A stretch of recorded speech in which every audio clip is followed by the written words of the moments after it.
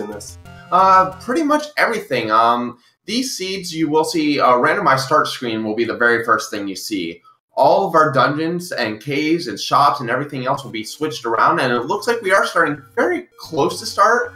So Fred is heading down to check the open caves down there, while SleepyMario is heading up towards level 1 to check that open gate.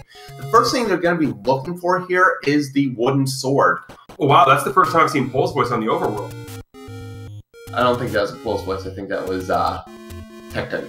No, that was a Pole's voice. Oh. That was definitely a Pole's voice. Okay. Check 2 screens north, the screen right to the east of 1. That was a Pole's voice. Speaking of that, there's level 2 right over by start.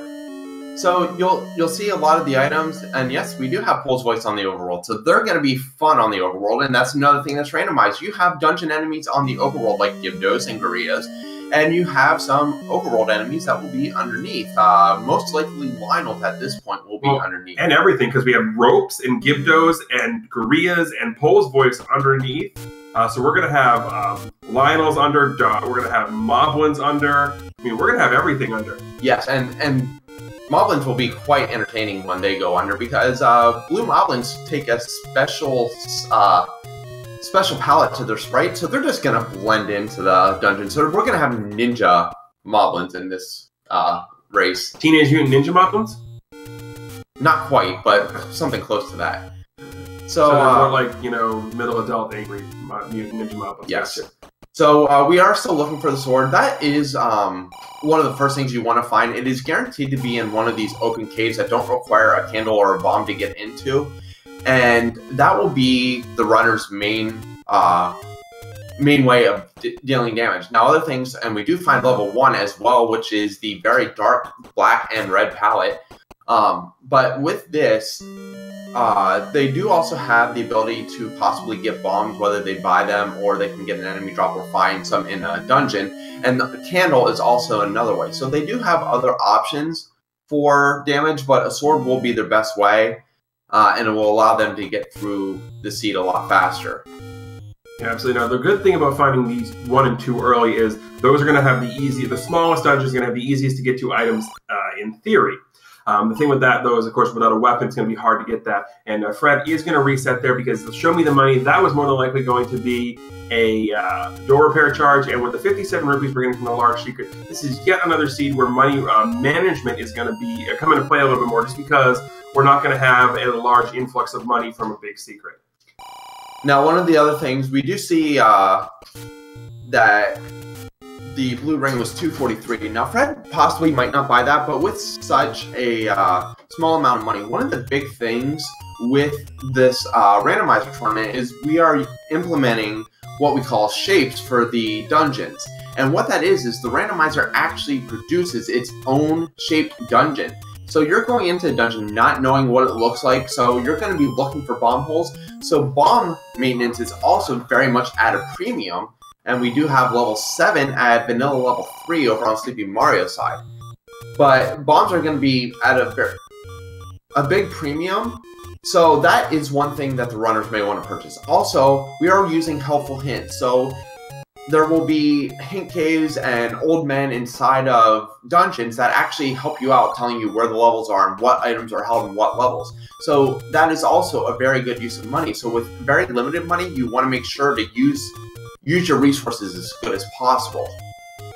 Yeah, absolutely. So we've found 3 levels here, 1, 2, and 7. And there's the big thing with that is they're in a nicely centralized area, and more importantly, they're close to start, so they're just an up A away. Absolutely, and we do have Fred checking the northeast right now. The northeast is an area where runners will check very early, just because it does have a high concentration of open caves where you might be able to find that sword. Some of the worst areas to possibly find the sword would be at the waterfall, the White Sword Cave, or up in Death Mountain, which is just out of the way and is very hard to get to. So Fred manipulating some levers there, and still not finding any swords up here. So he's going to check this final cave and then probably elect to search elsewhere. Yeah. The other big thing about the northeastern caves there is if you get a lot of them out of the way early, especially if there's no dungeons over there, then that's something you can not have to worry about coming back to, because that's really out of the way to get, especially if there's no easy transport. Fred opting to retry there, so he's going to save the 57 rupees he had. knowing he had all the caves, nothing was up there that he needed. So he'll come back up there later with bombs, but as of right now, there's nothing up there that he needs. Yeah, he ran into another door repair message. He did not get the up A before the actual message completed, so he would have lost rupees regardless if he would have continued or saved. So he just selected to retry. He did maybe lose a couple rupees in that case, but he always knows that he has those 28 rupees from that secret earlier up there if needed. Now he is checking the Armos statues. There are 5 Armos statues throughout the overworld, and they do hold an item. Now he does get a candle out of what I call the gift shop. Normally the candles aren't in there, but we do include them as another way to possibly get a candle earlier on for exploration and combat. So, but he is looking for a free item underneath these Armos. Unfortunately, it takes death there, so he will have to go back. Yeah, so we now know, based on what we've seen, that free item is going to be over in the graveyard Armos. But another thing to look while we were talking about Fred, SleepyMario found his 4th level, which is level 8, which is a vanilla level 2. Yeah, and the thing about anything at vanilla level 2 is that's a very commonly skipped location early on, because the way to get there, there's such a bottleneck coming into the area below 2 and going up that ladder to 2 that you can take damage very fast. So a lot of runners will choose not to explore up into 2. So I know me personally, I kind of gamble on that a lot. So that can cost you a lot of time if something is up there. And there's level 5. So that's 5 dungeons we found between both runners, and no sword. And SleepyMario questioning, do I pick up the candle? Do I pick up the heart? Yeah, there we go, picking up the candle. That's the absolute right call there. I mean, at least I think so. And we see a double block room early in 5, guarded by Goma, so if that happens to be the item or a staircase to get to maybe the Triforce, which we do have another corridor here, you might see a bow block, which is one of the, you know, it goes right below. So TG is losing it at the very troll of that staircase. So I guess I was kind of right with that. Yeah, you were kind of right. It was a staircase behind the Goma. But there are 6 items that we do highlight at the bottom here. They are the ladder, the power bracelet, the bow, the wrap, the recorder, and the silver arrow. The bow and the silver arrow will be required to beat the seed. You cannot defeat Ganon any other way without those 2 items. The other items are items that cannot be in 9 because they're considered possible progression items. Now, they aren't always needed in seeds, but it is very possible they are. The power bracelet opens up 4 additional spots on the overworld. The raft opens up 2 additional spots. The recorder opens up an additional spot, as well as is the only method of defeating Digdoggers, and we all know about the infamous ladder blocks that we have.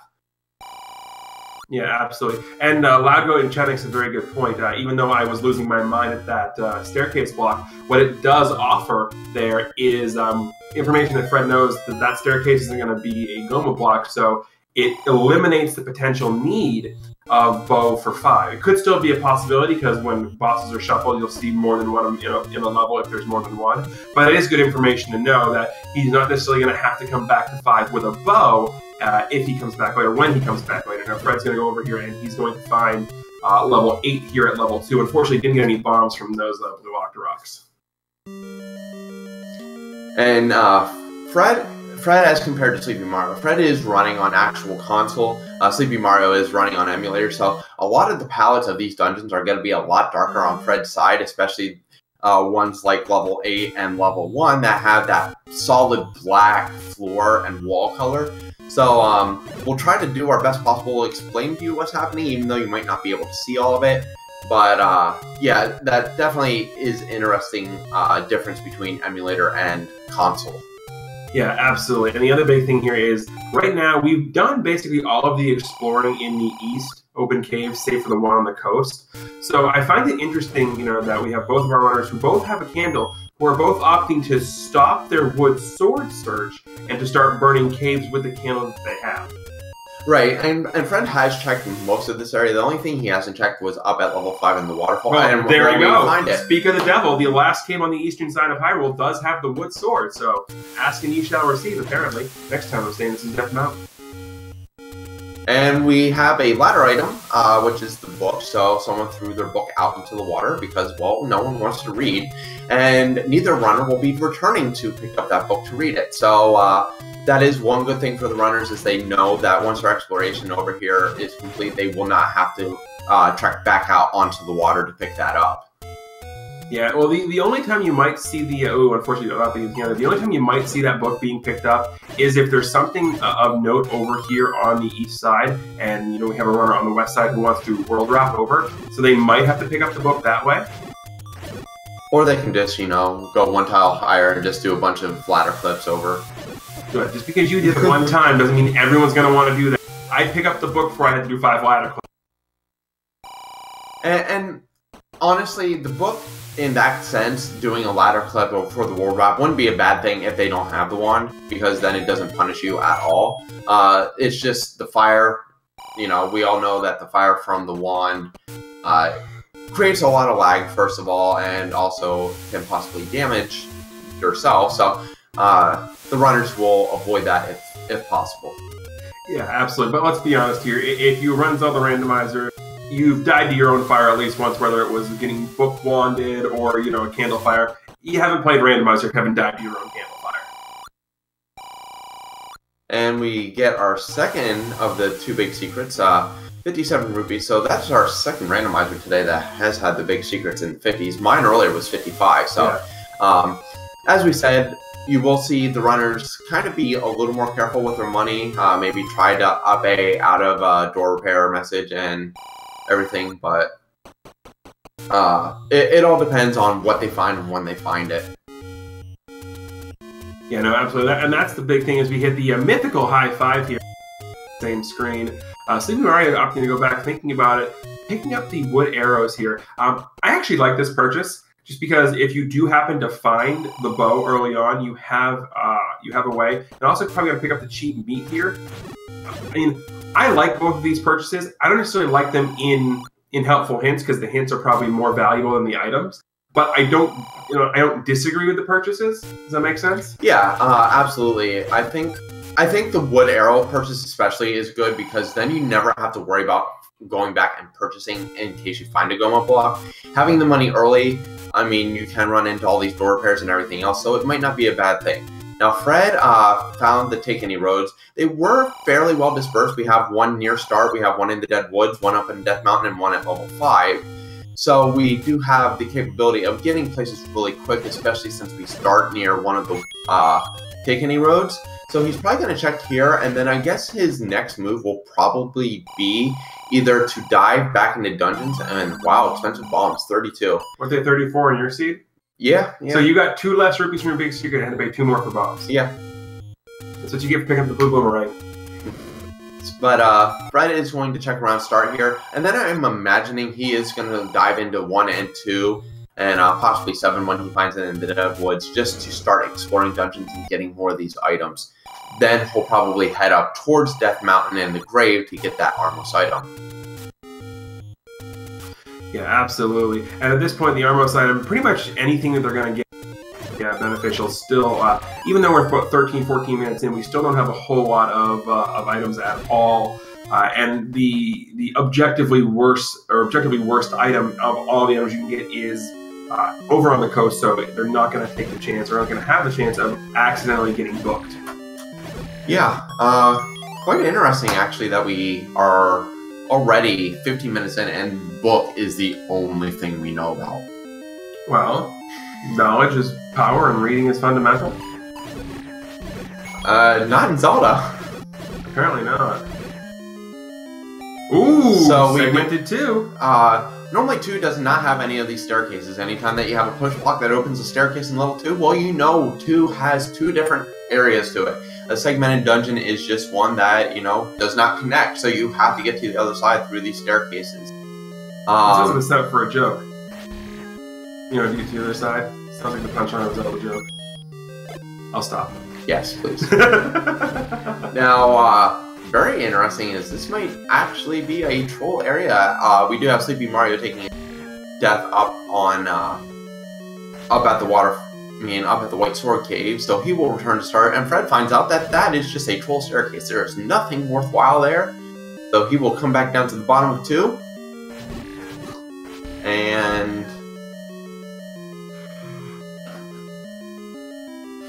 Gloaming Dusk, that's hilarious, by the way.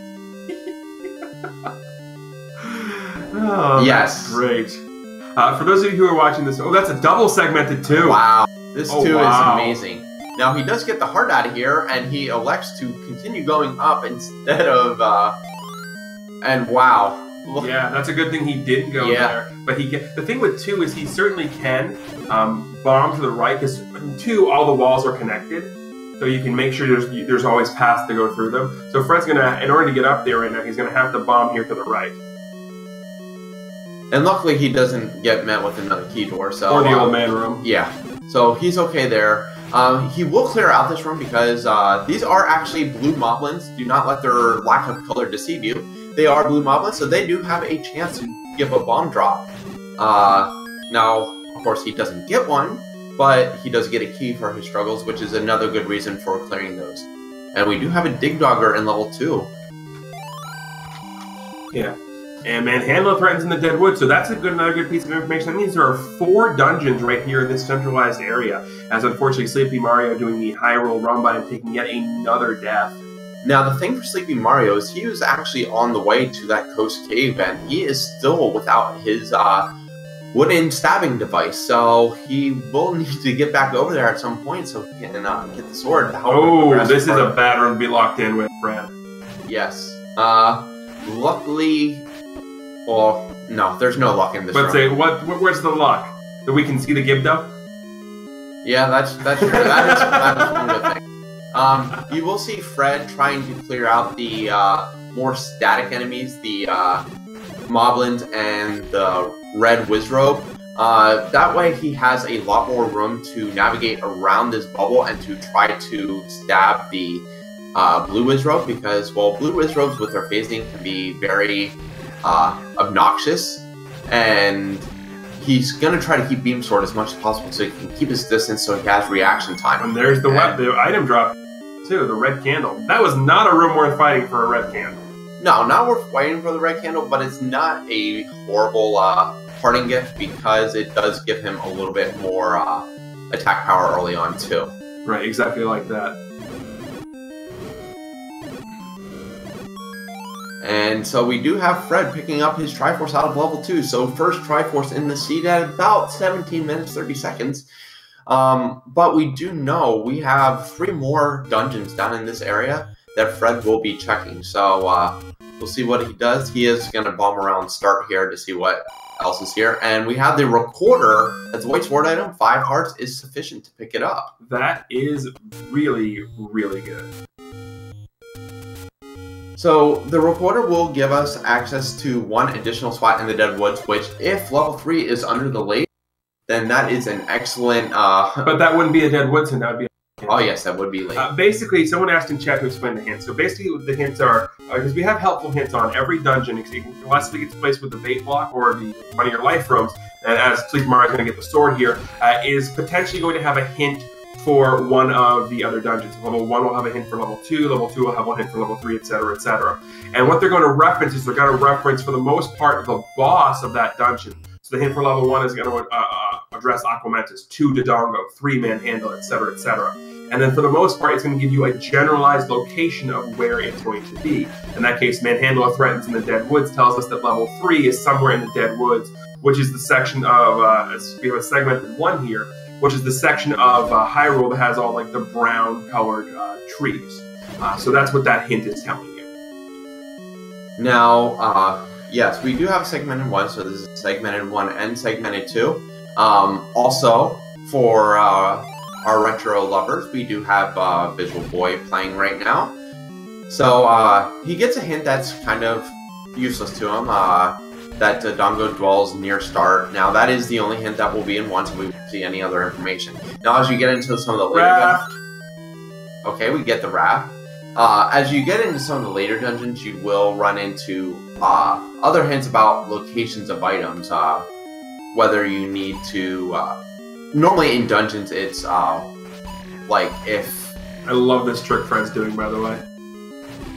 Normally it will be like Dodongo dwells with this, or Gleeok returns with this. So that will tell you what level it's in, whereas the hints on the overworld pretty much tell you what you need to get 2 items.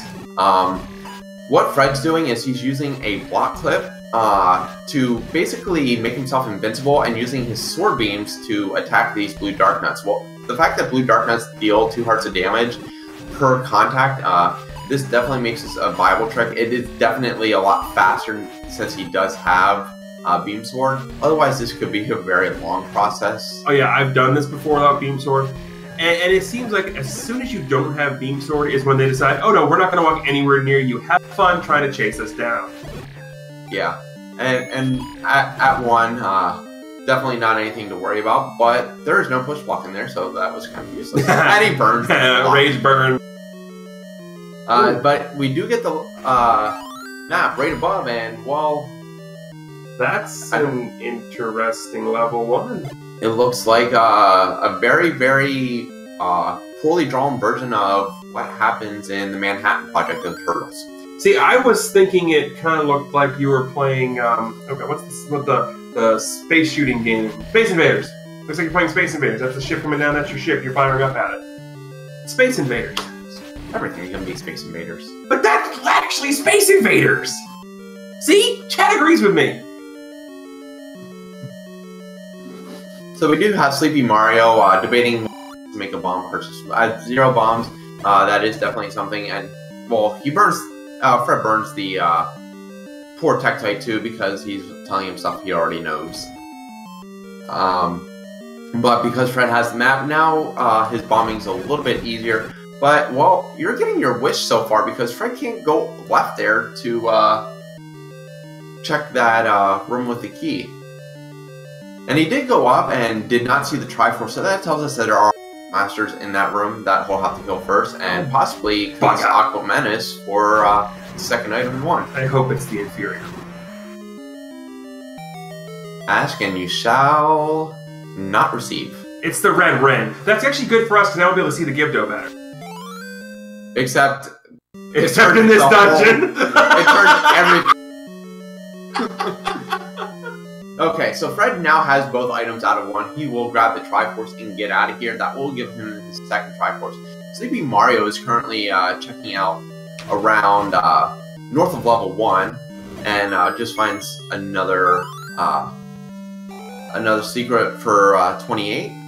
And it looks like he's going to head back down towards start, wrapping down past level 1, or maybe heading over towards the desert.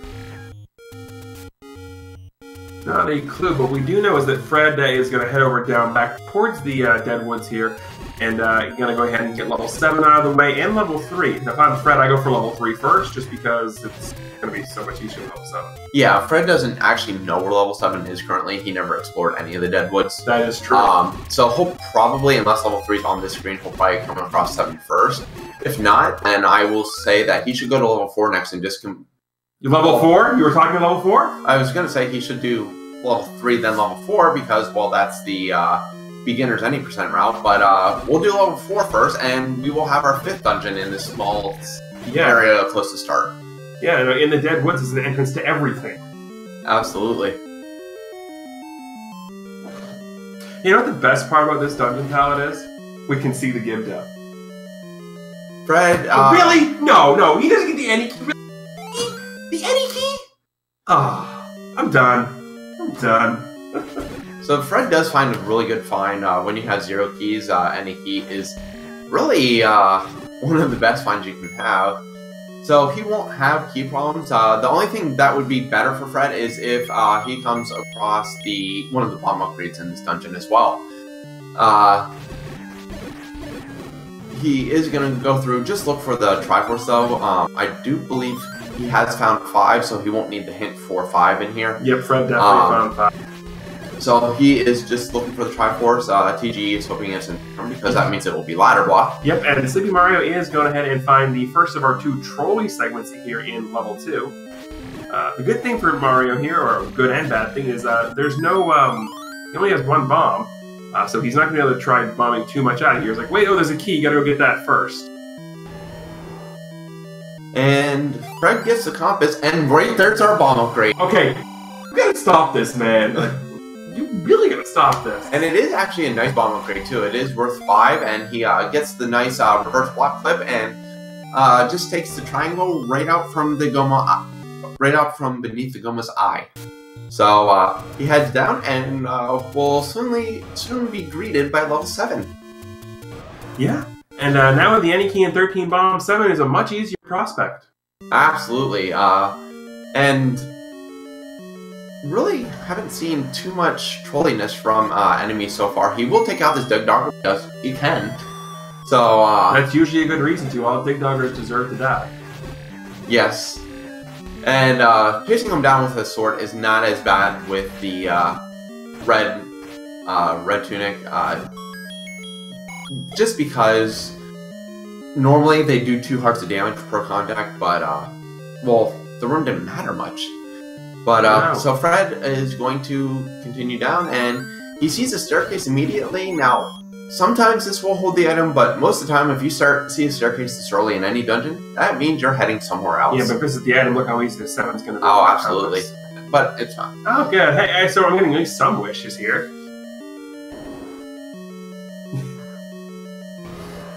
So this room is interesting because this is a nice room where Fred can restock his bombs just like that. Absolutely. And those Dodongos, when they come in packs of 3 like that, they well, Fred, don't you do it! Don't you do it! Don't you do it, man! Don't you do it! Don't. What is it with you people? What is it, people? Why do you feel the need to grab this? virtual high five, Fred. What is wrong with you people? So Fred finds the best item in level 7, and will elect to continue to find his Triforce now. I'm officially on Team Mario now. So unfortunately, Fred does come to a ladder block at this point. We will see if he will try. It does look like he is going to either use his key to progress to the left from this room, or okay, maybe not progress to the left. Well, he will, but he didn't have to use the key.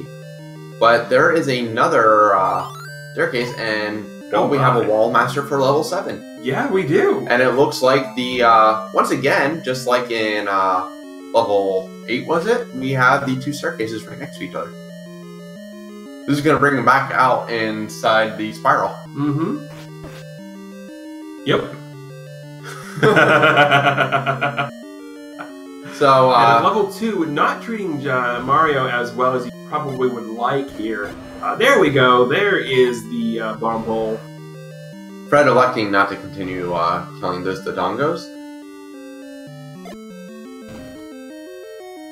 We'll head up and, well, wouldn't you know it, has to bomb again, but does get a bomb pack refill from the Dodongo and gets meted by a couple of Dark Nuts and a Bouncy Bat. I wanted that to be a Goma. I know you did. But the one good thing for Fred now, he's found pretty much every item he has found so far is going to be, they're not a lot of the non-required items. So at this point, you know, when a level 3, 5, 6, you know, there's a good chance there's going to be something good in there. Ladder, power bracelet, bow, those are still all 3 out there. Because we found the white sword item, so that's recorded. So there's, you know, like I said, bow, ladder, power bracelet, silver arrows are still possibly a thing here. So the fact that the items he's finding now are the unrequired items means that the more dungeons he delves into right now, the higher chances of finding the quote-unquote good items are going to be. Now, unfortunately for SleepyMario, he just died in that red candle room, so he does have to go back up. I'm not sure if he's another one of the dead woods. Are you kidding me? We now have level 6 here as well, so okay, so level 1, 3, 4, 7, and 6 are all within the lower left. And 2 is just 2 screens away from that. Yeah. The only thing we have to find is level 9.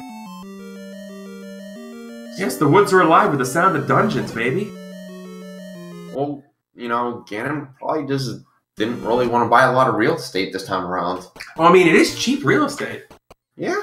I mean, yeah. I'm not sure how the housing market in Hyrule is going, but it's property value can't be great. No, when you have a 10-year-old Gibdo going around blowing everything up. And then, yes, we did actually get the hint about 3 in level 2. Says it's in the Dead Woods, and, well, there's not much Dead Woods left. Looks like there's one screen left. It's going to be the vanilla 100. Yeah, indeed it will be. So Fred is hoping that he's going to have another. Level 6 is normally the second biggest level in randomizer shapes after 8. That's excluding 9. 9 will always encompass. And I like what SleepyMario is doing here, picking up the Triforce into. Basically, I think discretion is the better part of valor here. If he goes back in with full health, that's fine. Picking up the Triforce, getting the health refill, that's definitely a good idea. And, opts to get out of here. We know that's the right decision because we know it's the red candle there in 2, but that's definitely the right call. Coming into a room, and that's something for everybody, is even though level 2 and level 1 and level 3 have the reputation of being the easier dungeons, if you run into a case like that room where you have, whiz robes and a bunch of things that are just, taking you to task, don't be afraid to get on out of there. And if you have to come back later, you can, because it's going to be faster in the long run to come back than it is to die 14 times. Absolutely.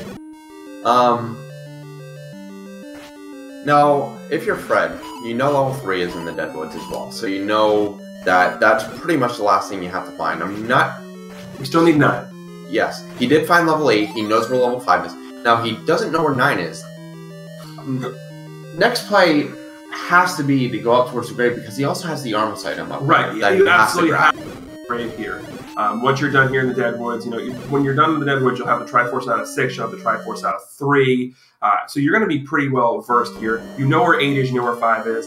You go to the Deadwood, the grave, you pick up all the hints or whatever's up there in the grave, you pick up the armor side, and then you go into 5 and 8 because there's a chance in these later dungeons, 5, 6, 7 we didn't see it, but there's a chance in these later dungeons that you could find a hint telling you where, quote, an entrance to death is, and that's going to tell you where level 9 is at. And that typically will be in level 8 unless it's cycled out for something else. Now, we do have SleepyMario picking up his any key. So, both runners no longer have an issue with key. SleepyMario does have quite a bit of disadvantage with his bomb count right now. And but unfortunately doesn't have pick up the bomb upgrade we know is here in level 4. Even with that 10 rupees. Yes, correct. It is 120 rupees, so he would have to do a little bit more farming. Now, Fred is filling this room because it might be the possible item room, but it is not. So we have another double block dud, and he will continue on. He does get the compass, though, so he knows where the Triforce is. Very likely that he will just go for that Triforce and just get the heck out of Dodge. Recorder. Yes, he does have the recorder. He does have the easy access back. So he probably will get the heck out of Dodge and just gamble on Silver's not being in here. Or, ladder. Yeah. And Fred, like we said earlier, Fred's one of those who's going to run the numbers. 6 being potentially the second largest dungeon here. Definitely makes sense to, you have the Triforce, you found it. You have an easy way to get back here with the recorder. So just take the money and run.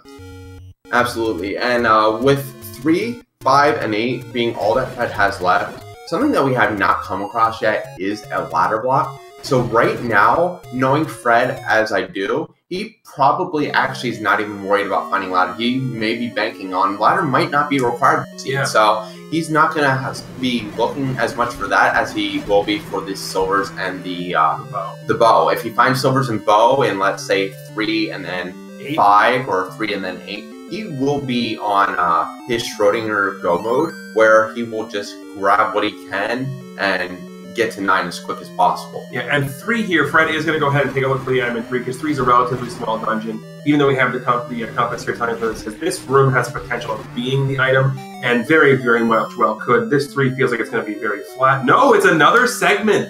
Yeah, why not? Might as well. I'm not getting any key troubles. We're just getting segment problems. Now he does come into a Patrick double block room, so I can almost I don't want to say guarantee, but it feels like that's where the item will be located. Yeah, which I'm okay with. I mean, that's probably the trolliest thing I could ask for right now, right? So it is interesting that Fred is opting to go up and Patrick first rather than check out that room that's 2 below now, where he could have just used the key just to check out what was in there. But he will kill this Patra, basically probably being in the same line of thinking that I was, that it's a double block room, there's a Patra here, and we all know how randomizer likes to be, so we're just going to check it out just in case. Right, and this, you know, if he had 5 hearts green tunic, he probably doesn't try this, but with red ring, that's an effective, what, 20 hearts? Yeah, absolutely. Yeah, makes it so much easier. Yeah, Patrick's not as scary with the red ring. Nope. And we do have a staircase, and we are not.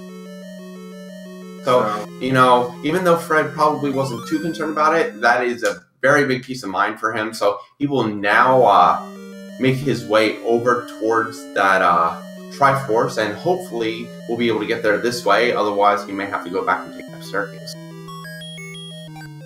Nothing wrong with that. Sleepy Mario came into the Gomo room with the Triforce. It looked like he was marking something on the map.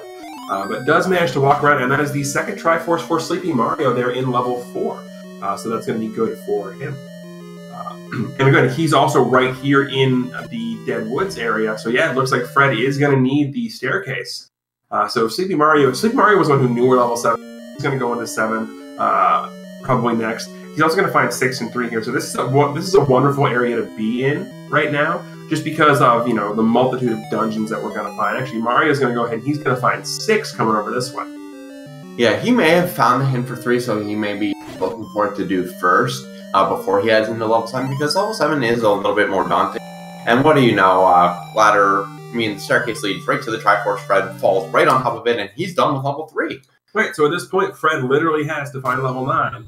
And he's good, and oh no, it looks like he's going to opt to up an A and head over to 5 first. This is an interesting move. Absolutely. With us still not knowing the Armos item, but knowing where it is, I figured he would probably want to check up there first. But his play may be to go to level 5, finish that, and then maybe take the warp up to Death Mountain to go ahead and grab that Armos item. That's true. The warp there does make things a little bit easier to do. Now, the big question is going to be, of course, level 8 is pretty much in the middle of nowhere, being at vanilla level 2's location. So that's going to be the hardest one to get to. It is, and I think the luckiest thing for him is to have a recorder. So once he completes level 5, he will. Fred forgetting that this staircase is going to loop back to the. Yes, he forgets what he did in level 5. But well, hey, we're just going to chalk up to him being an old man, right? Yeah. So you can actually go right from this Gomer room. So it's a good thing how you wrap back around. That's the bomb spot he checked first. And very good thing how you got this ladder as well, because yeah, it may have been required for level 5 now. Yeah, and it also makes fighting these things a whole heck of a lot easier. Yep. Stupid Landmos. The blue ones, which are on steroids, we have tested them and confirmed that. And we come to money or life from, well, key or life from, but the any key quickly alleviates that because, well, you know, infinity minus 3 is still infinity. You can math. I did have some schooling. I'm just going to leave it at that because there's way too many ways that joke can go. Anyway, we've got Lionel's in the dungeon. Yes, but we pretty much already assumed that. Yes. Now we do come to a reverse E, and nice possibility that this might be the item, so Fred is going to check it out. Oh, it's going to be a segmented 5. Everything else is segmented. He pushes. It is a segment. Welcome to Zelda Segmented Edition. You can catch the other part of this VOD at a later date. Thank you for watching Speed Gaming. So we'll see if this was worthwhile. Well, the compass is there. I don't know if any bomb walls are, but... Oh, wow. Like, the Triforce is going to be right above where he was. He does not try to bomb down or right there, so he is going back just to get to the Triforce. May decide to pick it up and go here as well. Which, if he does, it's kind of interesting because he is still without the bow. Oh no! Bow is required here. That's huge. Bow is required. Now remember, something earlier is Sleepy Mario picked up arrows when he was at a shop. Fred did not do this. And this is more likely going to be the item here. Sleepy Mario opting to not pick up the Triforce here in 6. And there's the bow, of course, but Fred doesn't have arrows. Fred needs to go purchase arrows in order to kill this Goma that's sitting just 2 rooms away with the Triforce. Yep. So he does a save and quit and opts to save and go back to start. Possibly had marked where arrows are. I think there might be arrows at this desert spot. I know there are arrows at the waterfall. It's the only one I remember. Yeah. The way he's beelining for this, for bombs. But no, he is beelining for something, so we're assuming that's going to be arrows that he is making a run for. Yeah, no, nothing wrong with that. I mean, I think it's the only time we've seen arrows was at the Yep, that is the waterfall. That is White the movie. Sword Shop. Yeah. Wait, if you're going to the White Sword Shop, Fred, why are you rapping? Unless they were here. There may have been some here as well. Yeah. Okay.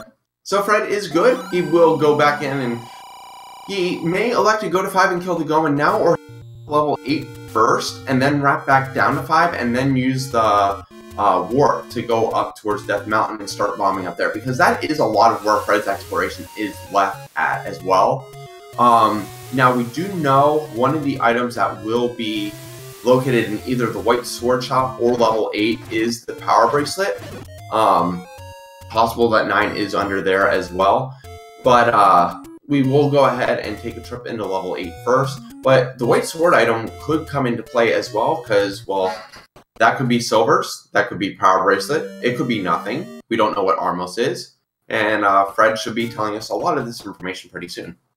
Yeah, absolutely. And, of course, the one good thing about this dungeon now is we can't see the dungeon, but we can at least see the Gibdo now, because... Yes. Currently, Fred is in an NSU room. You cannot tell this, but we can, just because of the ladder placement. So Fred will use this ladder to do similar to what he did with the block clip earlier. It will allow him to stab Darknuts without them stabbing him as well. I'm not sure what door he is looking to open. If any, he may just be looking for the item. Well, NSU rooms tend to have drops. Yes, they do. Which, if it's a Triforce, an early Triforce here, would not be a bad thing. No, it would not be a bad thing, and Fred would definitely... I mean, early Triforce... If I'm Fred, I definitely gamble on Silvers. Absolutely. Especially with the Armos item still being in play. Yeah, he will still have to look for level 9. And there's a good chance that he not only finds the Armos, but he also finds the White Sword Cave as well. No, the White Sword Cave was the recorder. Oh yes, that is right, never mind. He found that already. But SleepyMario here is continuing through level 6. Opting to dig here for the item. Now, this could be beneficial if this turns out to be the silver arrows or the required power voice to get the 9, if that's what it is. So this could be a beneficial dive here for SleepyMario. It's one of the only, this being the silvers really, or a required power voice, and being in a pretty trolling locations is, one of the best scenarios he could possibly have right now. Now, Fred does find a staircase, whether it's a corridor or the item. We'll see in a second. It is a corridor staircase because that's all we find in this randomizer, apparently. So Fred will take that to a different part of the dungeon, which is up at the top under the L. So he will continue his exploration. And we'll see if SleepyMario can get any more information item in 6. Because it is looking as if he has fully invested all of his time into finding this item. Yeah, it looks like there's a way he can go up a bit, based on what the map was saying. Aquaman waits by a lake. Well, we actually already know this, so Fred is going to do full burning of the lake and continue on. Now, I don't know about UTG, but spiders, whether they are raw or roasted, do not taste good, so I don't see the point in it. Oh my word, look at that 6! And yes, wow. Oh my gosh! And if any of you remember what level 5 looked like, level 5 has evolved into level 6. Yes. This is the mega evolution of level 5 right now. We use the wall masterite.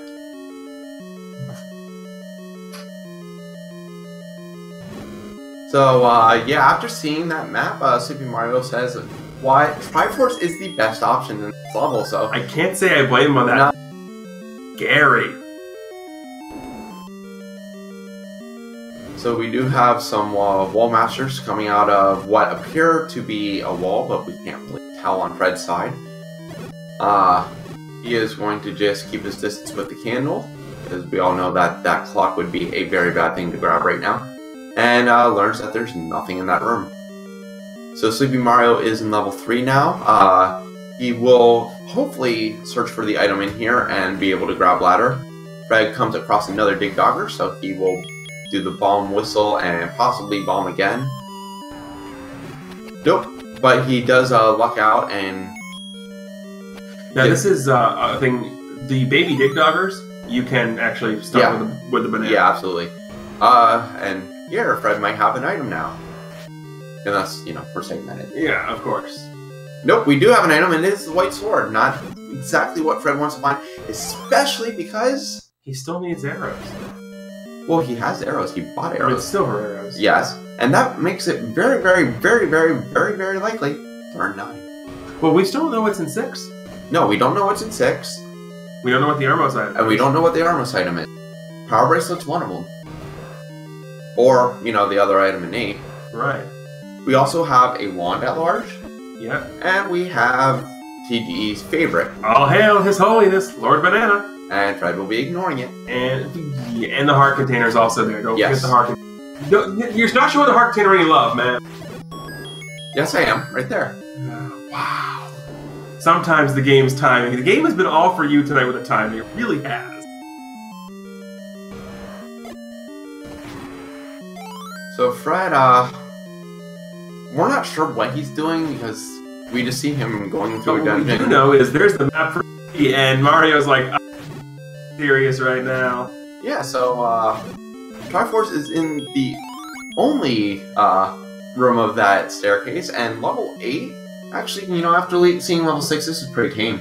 Yeah, well, but basically level 5 was the stage 1 evolution, level 8 is the stage 2 evolution, and level 6 was the mega evolution. Am I wrong? I guess. I mean, we know it's gonna have like a mega scratch attack, giant claw. Well, here we have the Triforce. Now, does Fred grab it and run and gamble on 9? I'm thinking that's going to be his play. Nope. I'm thinking his play. No, his play is to. Maybe since he does have the map and he has explored quite a bit of it, yeah. he may elect just to finish it out. That way, at least he's got a little more peace of mind on what he's gambling on. If he comes through and... Nope. Well, he might not. I mean, just because he didn't have a path through, yeah, I gotta grab it here. That's interesting. I was gonna say, if he did find the item in 8 and it wasn't the power bracelet, well, that puts him at a lot more ease because then he can go grab the Armos item and know possibly exactly what 6 would be. He is gonna take that gamble here at this point because he couldn't get through up where he was. It's an interesting call here. He's gonna go back to 5, but you're definitely now at this point. We are still on the hunt for level 9. SleepyMario gonna go ahead and pick up his 4th Triforce there, and gonna go back into 3 for the end. We know this is a good call because it's the ladder. And it's a good call regardless whether we know, because 3 is so small and he has the map and he's explored quite a bit of it already, so it is a good call regardless. Yeah, it's only 14 rooms in level 3, so there's nothing wrong with that at all. Yeah, and Fred going back into 5, he knows exactly where he has to go, so this is not going to be much of anything for him. He just has to remember how to get there, and this is not the way. So I kind of want him to take the staircase a 3rd time. Yeah, that would be perfect. It would be great. But he is going to shoot some crabs, so while he's doing that, SleepyMario sees a shoot room. She already got the Triforce out of here, so I'm not sure why exactly we're... Except if there's a intense hate for Moldorms. Yeah, that unless you can do the reverse clip, that 5 was a little out of range. But I think it's this room right here. Yeah, Patrick guards the ladder. Yep. 3 shots and going is down. Fred grabs his last Triforce. Now he will be on the search for level 9. We have not found that yet. We may see him go towards Death Mountain. He may also pick up the Armos item up there because he knows the Grave Armos is the final Armos he needs. And he's actually going to check the coast first for level 9. He's right here. It makes sense. It makes sense. We have money taken away and money given.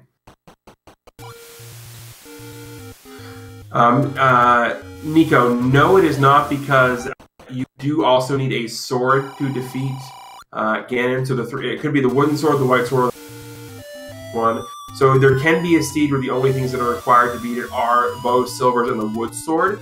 That's the lowest amount of items you can get. And I've seen them all. I've seen seeds that are candleless. I've seen seeds that are ladderless. It's definitely possible. But Mario gonna be very, very happy with this. He's gonna go ahead and pick up the ladder. Yeah, and we do know ladder is required in level 5 as well as the bow and arrows there. So it's still a really good find for Mario because it also eases your mind in exploration about being blocked out of a room. Oh yeah, absolutely. Now Fred is checking the grave first, so unless we find level 9 here, we will see what the Armos item was as well. And even if we don't find level 9, I think we still go check the Armos item anyway. Yeah, especially if it's at like the grave bomb spot or something like that. Even maybe level 6, but level 6 just hold 4 arrows and some bait. We haven't seen a meat block yet, so that could be a thing. It could. Now, Sleepy coming across the Take Any Roads. I don't think he ignored these players. He just marks it and moves on. We do not have it here, so next up is the Armos item, so what's here. And if it's silvers, that puts Fred in an excellent position. And it is just... It's Lord Banana. At least he went and picked it up. See, at least he has respect for his holiness. Yeah, but you know what? Picks it up and it never goes in his inventory. It goes right into the trash. When are you going home? He did stab it once too. I don't know if it was meant for the Armos or the white sword. I mean, for the boomerang, but he stabbed the boomerang. You see what you want, I see what I want. And at this point, Fred is on a absolute dive for level 9. He is ignoring anything and everything in the shops. I mean, he's got nothing else he needs to purchase. No, absolutely not. SleepyMario is back in 7 now. But already gonna find, be rewarded with... Very nice. Yeah, and unfortunately we have some wall masters. I like this call of, well, you don't need to kill him, but the clock there definitely helps. Yeah, absolutely. About the only time you would want to clock with wall masters. Yeah. Because normally they always have a shutter room. You're right, they normally do. Or they like have a drop or some sort and you gotta exit and re-enter. Okay, Fred doing something rather interesting there. He actually saves and retries. He's not burned Candle Row yet. No, but Mario has. Yes, but Fred hasn't, so he's going to check Candle Row first, and then possibly take a warp back up into Death Mountain afterwards. True. At this point, though, might Rat Spots be in play? Oh, absolutely, and I think that's what Fred's checking right now. That would be really early. And, yes, we do know that there is a chance of Silver Arrows being in 9. Either 8 or 6 will have the Power Bracelet, and then one of the 3 remaining items, 1 Heart Container or Silver Arrows, and then 9 will have the other 2. Yep, and there's the Wall Master, and there's the meat block, so meat's not going to be required here. Nope. And Sleepy did purchase it, so he could have been nice and fed the hungry Darknut. Yeah, Darknut said you shall not pass, and, well, we don't need to, so... He's not wrong. No. I mean, he's definitely not wrong. I mean, I'd have fed the Darknut the meat just to get it out of my inventory. Yeah, absolutely. Especially with Select Swap, that's always a good idea. Now, Fred learns the location of the Master Sword, Magic Sword again. And is checking level 1 and all this other stuff. Now, one area SleepyMario did not check is what we call a Forgotten Spot. It is northwest of Vanilla 1, and it's so deemed because a lot of people don't check that until very, very late unless their routing takes them past it. And when levels end up there, it can be very trolly because you may end up exploring most of the rest of the overworld before you ever get there. Did that ever happen to you? I know it's happened in my races. No, I've ever forgotten it. But it definitely trolls your own. Yeah, that is true. Yeah, I didn't forget about it, I just forgot about the hint that I read twice. So it still counts as something being forgotten, just not forgotten in the way we wanted it to be. But instead, we just have Pole's voice begging for money. Oh, poverty money. I don't know why you just don't yell at it. It will go away. Well, Fred's probably not using the microphone attachment. You know, if he's streaming with no mic, it's using his audio. Oh, that's true. Okay, so the clock does help Fred out a little bit there. He's just killing the Octoroks, hoping maybe he can get a drop to get him up to maximum bombs. It does put him where he knows on his counter, so the next kill, if it is a bomb-dropping enemy, which these red burritos happen to be, it does have a chance to be a bomb, but he does not choose to kill him. And instead, we'll continue on and check these remaining 6 spots up here. Wallmaster! Oh boy. Ooh, that's painful. Especially in level 7. Yeah, we're getting Wallmaster in the Wallmaster-shaped dungeon. I mean, someone had to do it. Ooh, Fred's gonna buy the cheap hint here. No feat of strength, that's so we good. know power bracelet. So that is good. That's a good hint for him to find. That means the one item he didn't find, he's got to be at ease there. That eliminates 3 spots for him. He is going to spend another 51 rupees on the second hint. Manhandle threatens with the ladder, so he doesn't even need the hint to finish. Does have 3 spots left up here, and then I believe the raft on the coast is one of the final spots. I believe you're right. And you're gonna go ahead and try and get some BAMs here. Nope, no BAMs. And SleepyMario, there we go. 9 up and 8, but more importantly, precision and not picking up the inferior model. I don't think he's gonna pick up the regular standard. But he didn't pick up. But he didn't pick up the inferior. Fine. He did the right thing. Well, not to be like rude towards SleepyMario or earlier in the match, but well, we do find one early in level 9. Yeah, we're at 50-50. Yeah, we're lower than 50-50 now. We're 33. Oh, yes, indeed. Well, no, 50-50. No, because we know there's item in 6, second item in 8, second item in 9. But one of them's power bracelet in 6 or 8. True. So yeah, we are at 50-50, you're right. My bad. See, this is why he does the math, folks. But yes, Fred does have a lead right now, so the blue boomerang is coming into its own fruition here. Anything just to be right, huh? We really do like each other. So, Fred deciding he's going to take a little journey into a lake and then continue on. So, man, rough room to have bubbles in. So, luckily he does have the wand so he can still make quick work of this room. Of course, you know, 9 seems to have plenty of bombs to go around. Yeah. Will this be our second item? Of course not. No, this is number 1. Yeah, I mean there's six guaranteed staircases in 9 that you're gonna find, like 6 connectors plus the 2 items, so there's 14 total staircases in 9. So yeah. Now we don't actually have the audio, but Fred is actually doing 2 other things at the point of him also checking for silvers, and he finds number 2. But he is also looking for a shutter door that does not open upon completion of killing all the enemies in the room. That will give you where Zelda's location is. And he's also listening for a roar. That means Ganon will be in an adjacent room. Except, I reverse that for Fred. Fred is actually listening for the roar of Zelda. But apparently Error. Oh. So well, apparently Fred knows where Ganon is. If we're to trust Error. I mean, his name is Error. Well, if Fred knows where the pig is, or, well, isn't it kind of mean to call Zelda a pig? Anyway. I mean, well, you see how big this sprite is. She let herself go. Yes. But if Fred does, if Fred did hear the roar of Zelda, then he will be avoiding that room because, well, the last thing you want to do is have to up and A out of there. So he will try to avoid going in there. Now, this shutter door did open, so we don't have Ganon in here.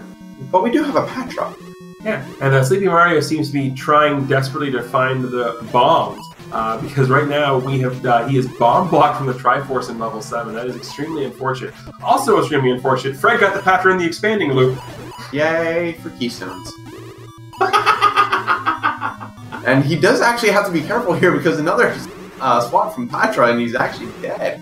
So, he does manage to get the Patra out and chooses to go back from whence he came. And looks like he will be taking the staircase and see where it leads him.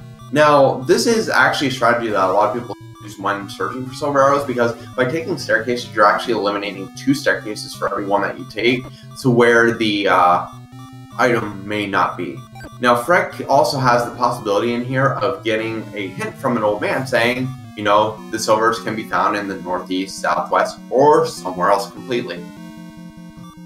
Fred using some menu strats to give him a chance to react to the land motion.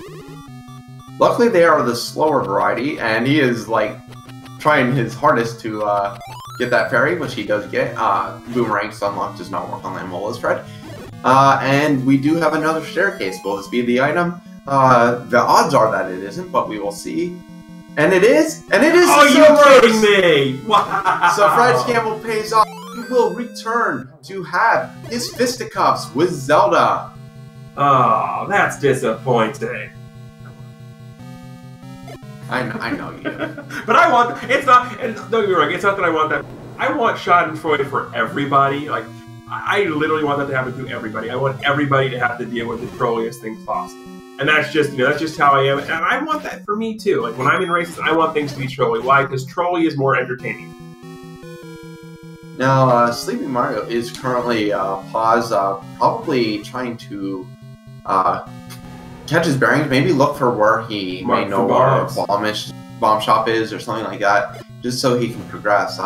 May also be looking where he has to go yet, because he still has a few dungeons to clear and still has level 9 to find yet. Yeah, I mean, at this point, if you're sleepy though, you've been in level 1. Head over to level 1, because that's going to get you, well, it's more importantly, it's going to get you the red ring. And there's Giant Zelda! Zombie Zelda. Remember the first time Fred brought this out and we showed it off? It freaked a lot of people out. It does. And the really interesting thing is Zelda sort of still keeps some of her palette, I believe, and that's why she still has the red dress on, because Fred has the red ring. No, I think the red dress is always there. Oh, maybe it is. Because I fight Zelda all the time. Okay, no. Because Ganon has the red shirt, too. Okay, yeah, that's true. Yeah. She takes Ganon's palette. That makes sense. Yeah.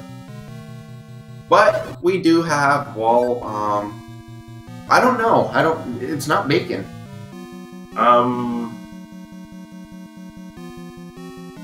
Perfume fragments? I don't know. I have no idea. Well, there we get the hint for the silver, too, so, you know. Fred up. Well, no, he boomeranged it.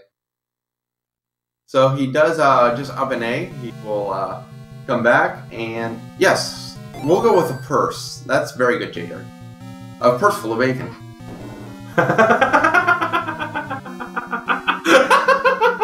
Zelda jerky. Daughter party of one. You're. Oh my. Yes, this is actually the creator playing his own invention. But he didn't invent Zelda, he just invented the randomizer. Zelda was created many, many years before Fred learned to code. Oh, I don't know. Fred was probably coding, you know, pretty early. A few years before Fred learned to code. Okay, fine. We'll give it that much. Okay, so Fred, for some reason, clears out this double gal. Probably realized it afterwards. It's like, oh, I didn't need to do that. Oh, we have a map here for level 1, so we're gonna see... We are Space Invaders. I know, but it's Space Invaders, man. So, this shutter door did not open. Now that Fred actually defeated Zelda and got the Triforce of, well, I guess it would be the Triforce of Wisdom Zelda held. Link got Courage, Zelda held Wisdom, Ganon held Power. Yeah. So now that he got the Triforce of Wisdom, he is going to look for a shutter door that opens upon entering the room without killing the enemies, and that will tell him where Ganon is. Right, and, you know, because, you know, we're horrible people, we like to have the Ganon survive. And the beast in this case is referring to Zelda, not Ganon, so Fred, find what we need to find. The other thing left, though, is that of the two hints, of the one possible hint left we have, there's two possible hints it could be. It's either going to be where Zelda, or in this case Ganon's going to be hidden, or who has the compass. But there's Ganon Zelda anyway, so it's not going to matter. That's going to do that it. will do it. And we have Fred rescuing Ganon with official SRL race time of 1 hour, 4 minutes, 17 seconds. So get your GGs in, and we will get Fred in here as soon as possible, if possible.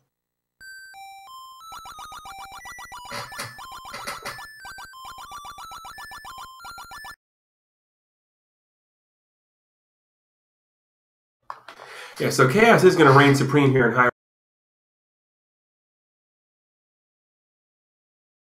Going back into 4, I know we get the Triforce out of here. I don't remember the item 4. I can't remember what was in here. The item in 4 was... Oh, was this the inferior model? No, magic key. Magic key. So I got the item on 4. He doesn't need to come back in. There's the magic key. Yes.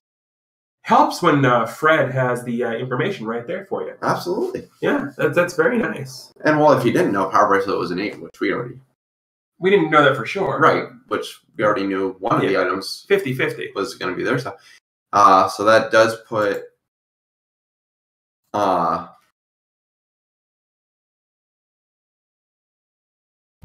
the heart container in 6.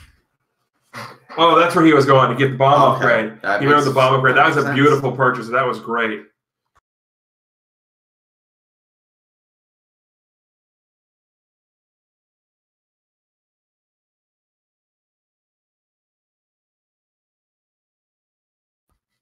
And I believe we do have a Fred with us. Can you hear us, Fred? Yes, I can. Hello.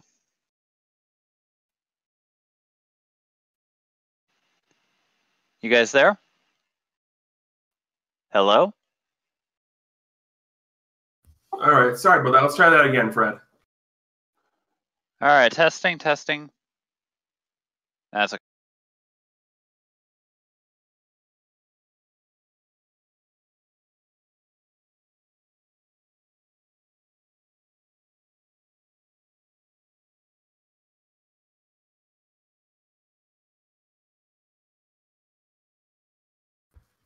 All right. I suppose we should apologize. We're just being a bunch of bumbling idiots here live. That's standard, isn't it? Yeah, it definitely is standard for us. So how you doing there, my friend? Yeah, I apologize. The push-to-talk thing apparently needed me to select my audio input, so I am here now. No, fair enough, fair enough. Push-to-talk is always one of those things that gets people.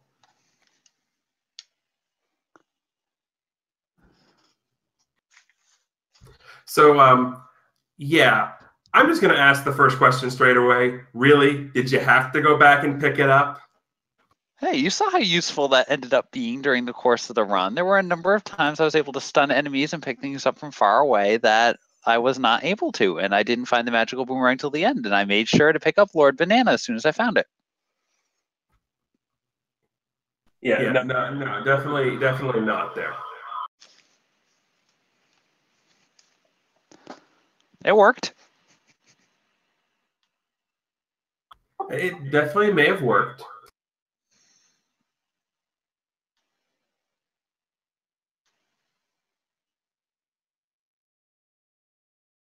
But I guess the next question I want to ask here is, and we'll get Crimin on the questions here in a second, going into the final couple of dungeons, first off, you had all those dungeons in the far southwest corner there, but you went into 5 and 8 pretty much gambling on silver arrows. What was going through your head as you found the first item in 8 being the white sword, and what made you choose to go ahead and gamble on silvers in 9? Well, main thing is the fact that we're in helpful hints right now. So if I wander through 9, in addition to, oh, look, here is the white sword, oh, look, here is the bow, potentially not the bow, but you know what I mean. In addition to finding the items, it's okay. Might get a couple of helpful hints that tell me where, it's elsewhere. And at that point, elsewhere was either 8 or 6. Coin flip as to which one I felt like trying to explore more. Probably 8 at that point because I'd explored more of it. But basically, it was just a case of I found all the dungeons too quick. I actually was willing to explore 8 a little bit more, hoping to find a hint for where 9 was, but just decided when the walls were there, I said, let's just go with it. Yeah, no, that's fair. And we have a little grayscale there from SleepyMario as he enters in and finds the Triforce room here in level 7. So the biggest thing that we all noticed here about this seed is All of the segments. What was your thoughts on literally having like every dungeon be segmented? It was kind of crazy. I mean, I at the time it was just a lot more exploring that I was going for. It wasn't necessarily particularly noticing that it was truly segmented, but you know, as I said, the segments ended up helping out at level 3, I want to say, where the Triforce was over there. But, you know, especially level 2, I had to follow all those stairs just to see if we could find wherever the item was until I got some of the maps. There's some fun maps in there. Yeah, the theme in the map seemed to be level 7, level 5, and level 6 all seem to have a theme of they look like deformed wall masters.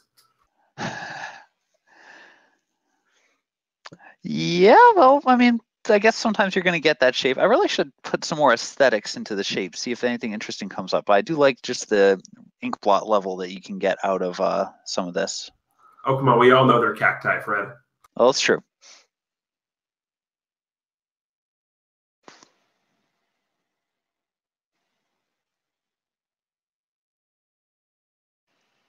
All right, so we do have SleepyMario here continuing on through level 1. And for those of you asking, no harm has come to Krim, I promise you that.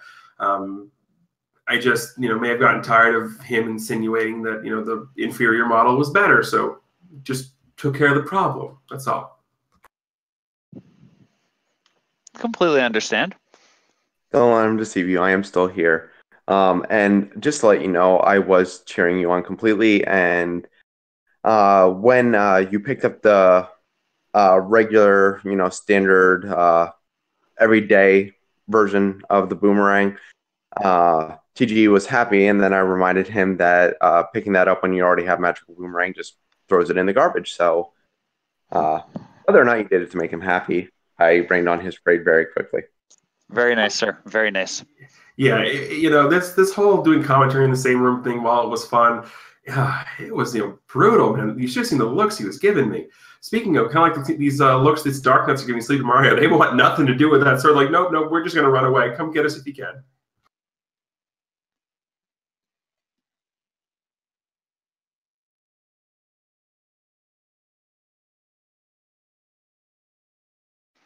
Yes, but yeah, this is the heart container here in level 1. So it's going to give Sleepy 8 hearts. The other thing here we know in level 1 is the red ring. So that's going to be the big thing. And that's going to ask next, Fred. Super early red ring. How does that affect how you go through the seed? Does that mean you're less likely to look for hearts, or does it affect how you play through a seed at all?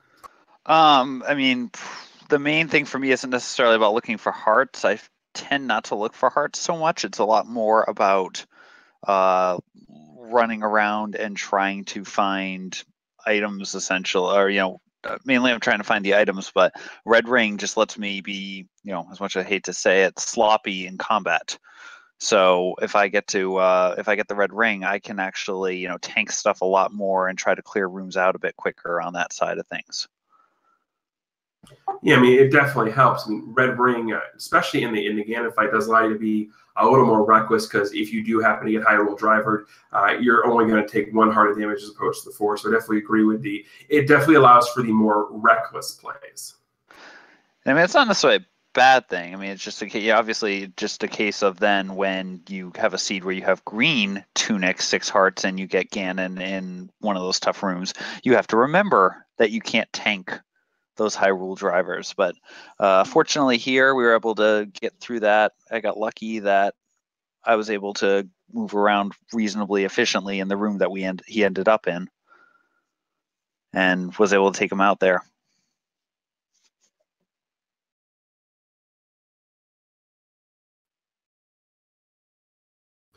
Yeah, there's absolutely nothing wrong with getting Ganon in an easy room, because I've seen some pretty trolly rooms in the tournament so far, and getting an easy room is always beneficial. And speaking of easy things, having a room full of orange darkness to kill, definitely on the easier end of the spectrum, especially when you get a lot of clocks here. So SleepyMario are going to go ahead and finish up with this room full of darkness and only get rewarded with a key, unfortunately. Definitely not what he was hoping for. Now, Fred, the seed itself was fairly straightforward, even though there was a few areas where you had to return because of various issues. the one that really stuck out to me was getting through the Goma blocked Triforce room to find the bow 2 rooms later, just to realize you don't have the arrows. Oh yeah, that How was a fun frustrating was little that? find. It was a fun little find. I mean, at that point, I was still saving up my money in case, I found hints or something that like that where I could, potentially gain knowledge of silvers or something like that. I mean, that was the one big hint I got up there right before I found level 9 that I was really excited about, was the fact that I got no feat of strength to save the princess. So, because that was the one thing I was worried about. I was going to have to go back into either 8 or 6 and dig out a power bracelet in order to get into level 9. So that was the one relief I had.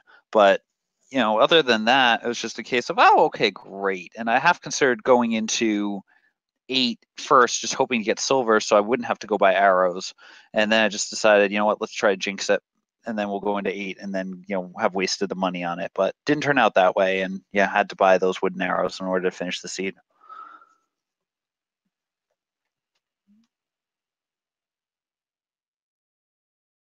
Yeah, overall, pretty friendly seed. You had so many of the dungeons just down in the lower central and lower left corner of the map, which made, grabbing Triforce is very quick and very painless in that aspect.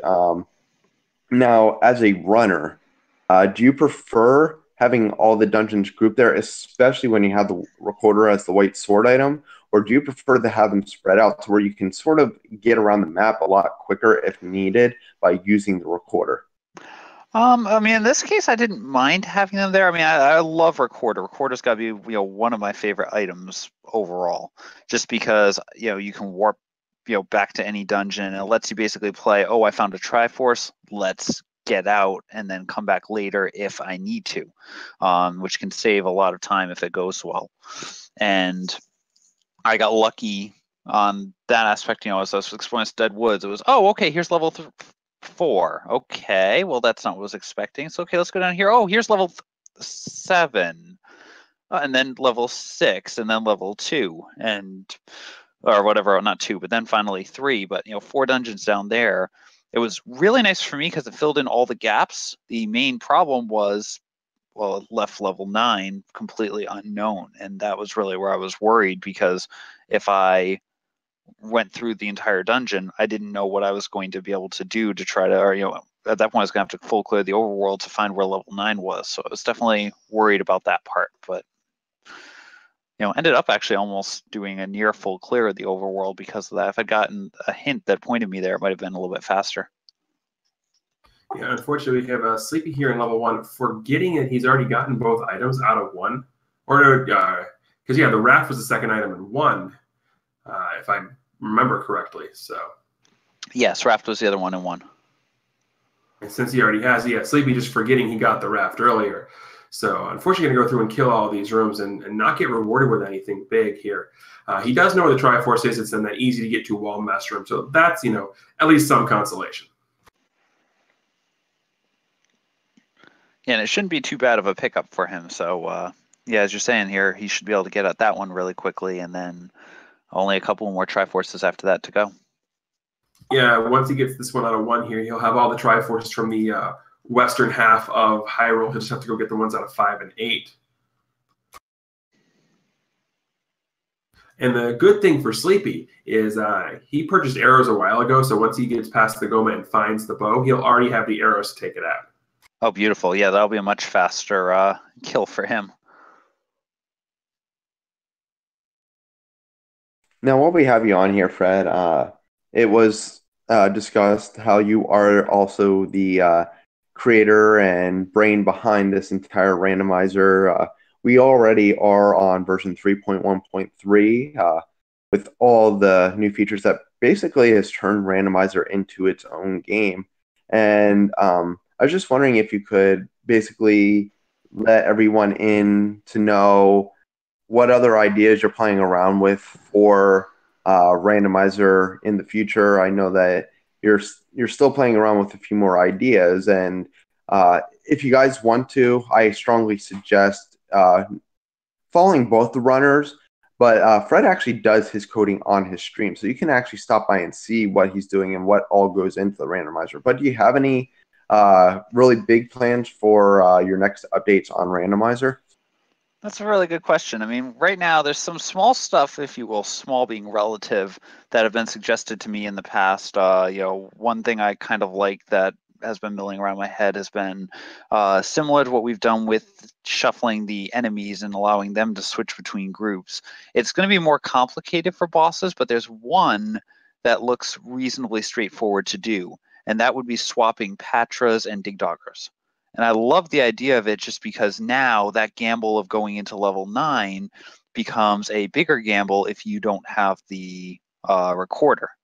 Because now you might actually get locked out in level 9, not just from trying to find where Ganon is or something like that, but you may run into Digdogger blocks in level 9. And just the idea of that seems like a really fun idea that I'm potentially going to be working on.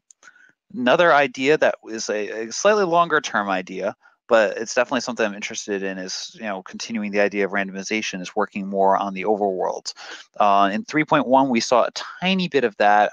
You're not seeing it in this tournament, but there's a shuffle secret spots flag, which basically will move around where on the overworld screens you bomb. I'm still interested. I need to do a little bit more with that to be able to try to make the bomb spots a little bit more identifiable potentially. But if I do that, I am actually looking into how easy or hard it would be to do a full overworld shuffle, which means you'd almost have a brand new overworld, almost be like playing a new quest when you play that. So that's something that's definitely on the roadmap for the future. Just a matter of me actually going through and identifying it. As I said, we got some of the pieces already got included, because as I was looking into it a little bit, people said, hey, that might not be a bad feature to have in there just to have as a nice little side benefit. And so we included that in 3.1, but that's definitely something that could be coming forth in future versions here.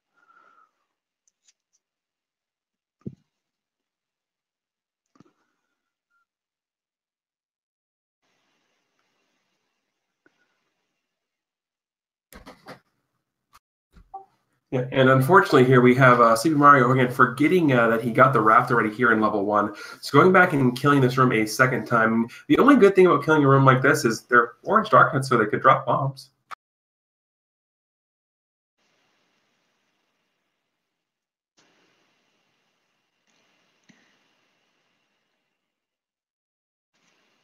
Actually, so Fred, yeah, considering it's a double dip for him, that probably means he got the raft much earlier, and therefore may have just forgotten that if he was coming back in here. Yeah, we do have a question in chat. Is it possible to make bosses weak to alternate weapons, such as making Goliath vulnerable to arrows, things of that nature?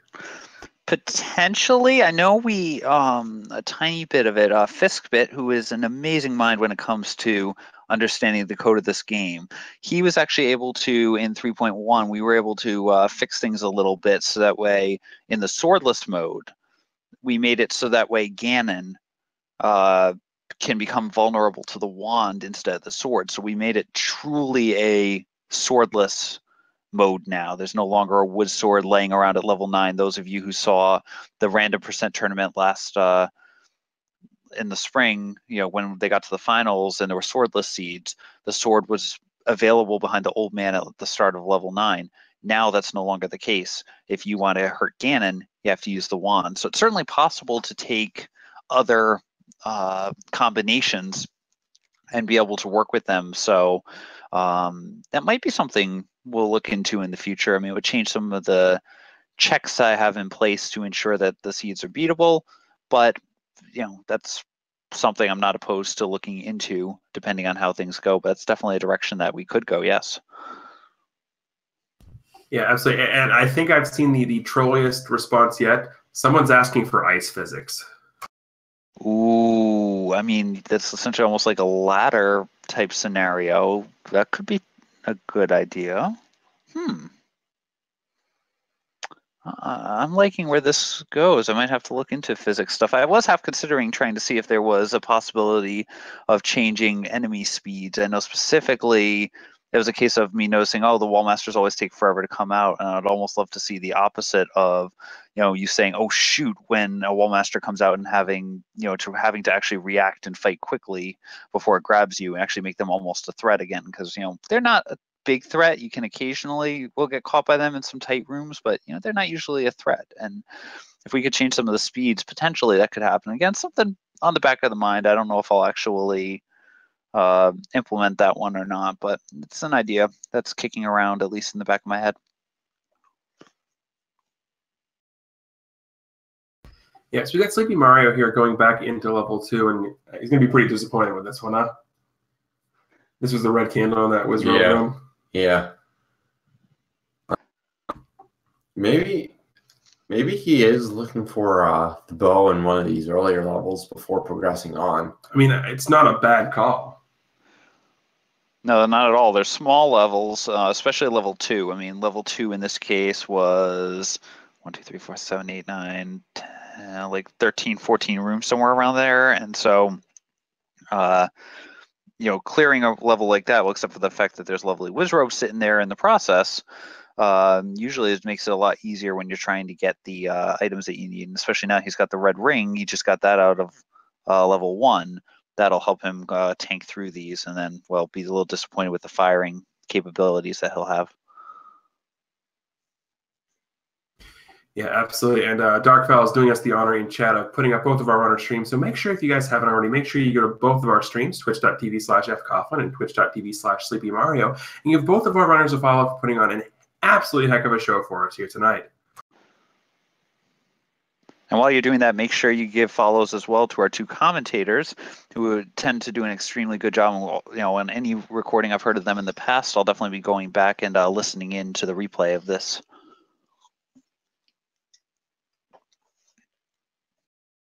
Well, that's a good question from Fiesel here. Yeah, well, I know some of the mechanics behind it. I'll let you talk about it a little bit more, Fred. Fiesel asked if it is possible to randomize the area from which you enter a dungeon. Right now, it is always from the bottom where you enter a dungeon. Would it be possible to enter from the top or possibly the left?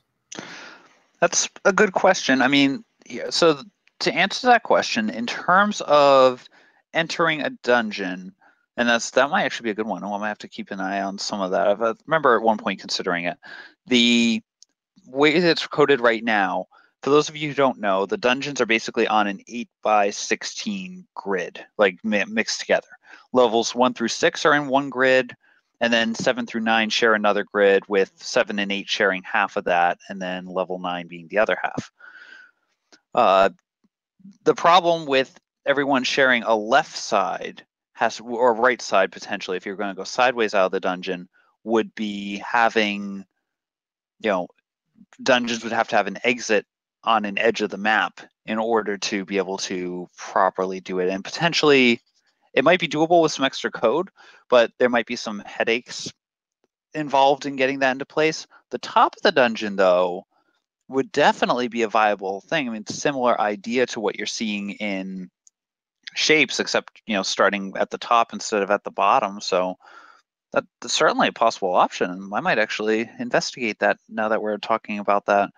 See if we can get some more interesting, layouts as you enter a dungeon. That could be interesting.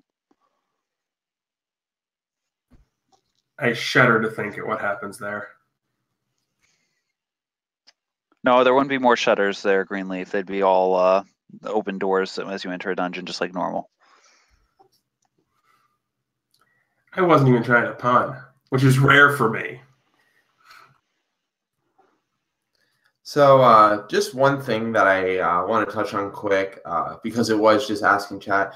For the first round of Swiss, we are actually closing in quickly on our final matches.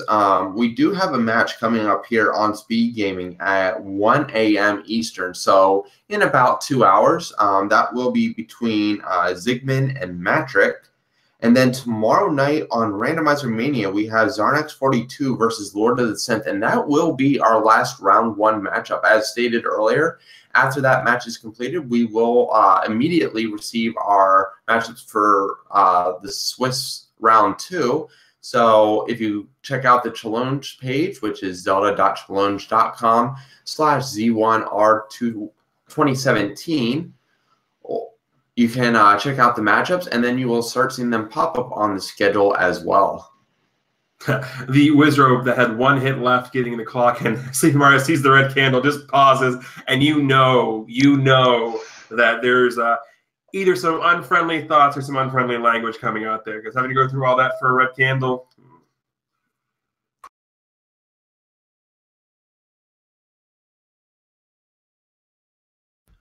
But now the thing here with SleepyMario is only has levels 5 and 8 left. Mario has seen both level 5 and level 8. We know the only one of those 2 that he technically needs is level 5 with the bow. So there's that. Level 8 does have a nice weapon upgrade in the white sword.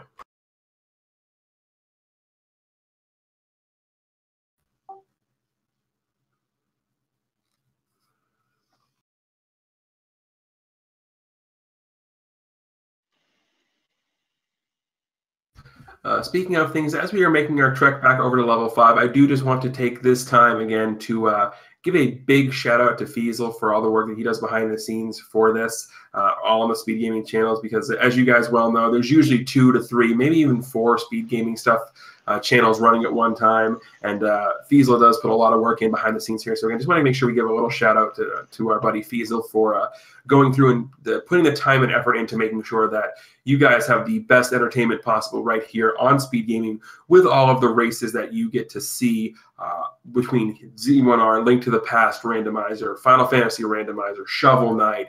There was the Link's Awakening DX tournament, all of those right here on Speed Gaming. So exclamation point schedule in the chat will get you to the upcoming Speed Gaming schedule, and that will tell you all of what's going on, not just here on Speed Gaming 1, but also on all of the Speed Gaming family of channels.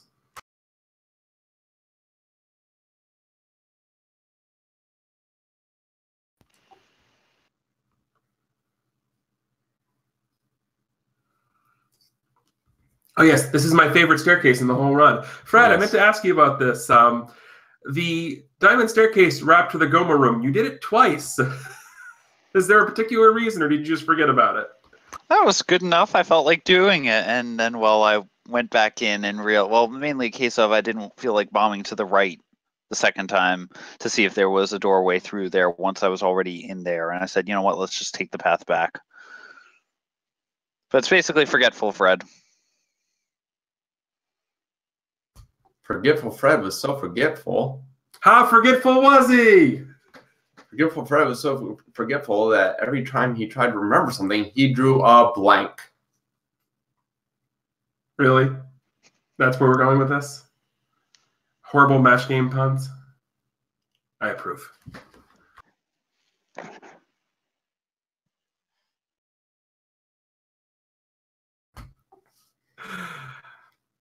Why are you ugging there, Rick? Normally you'd ugg if I make that joke. Like, you know, credit where credit's due. It wasn't me making the bad joke this time.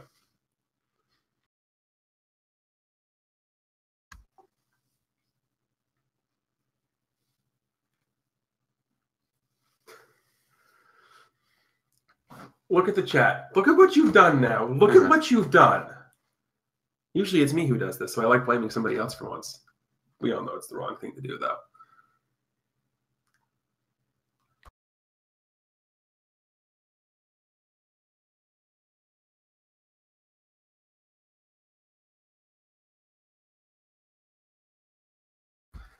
And unfortunately, we have more spinning around in a circle.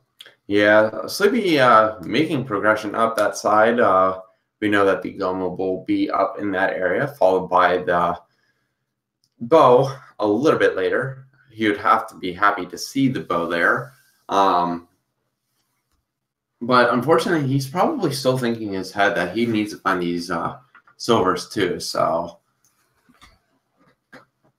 yeah, you know it, J-Lo. You know it.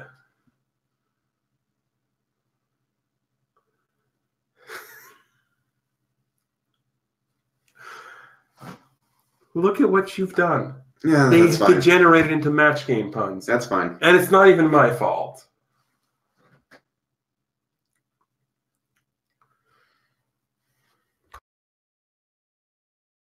Later on in the tournament. Match game. Yes. How are we going to do that? I don't know. I mean, are we going to do it for the bracket reveal? Just going to, draw random cards and see what happens? Sure. That sounds good. We can play match game to get our matchups. So it's the matchup game? Yeah. Okay. Fair enough. But yeah, just to let you know, there will be a bracket reveal at some point once we have the brackets all set and ready to go. So look forward to that. More than likely right here on the Speed Gaming family of networks.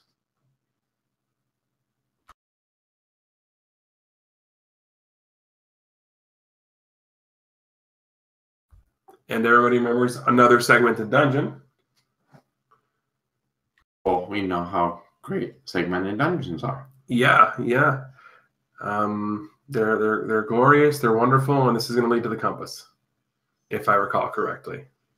Yep, it was the compass that told us we need to bomb up out of the reverse C room. That leads us to a Goma that we have to continue past to get to the bow. Clear as mud, right? And metal, I do like that pun. That is pretty good. I will give that an 8 out of 10. Yeah, 7 out of 10. Only thing with SleepyMario is he has to be careful on his selection of bombing because he is down to 1 bomb. Right, but that compass is going to make the wall you choose to bomb a lot easier. And hey, no yawning.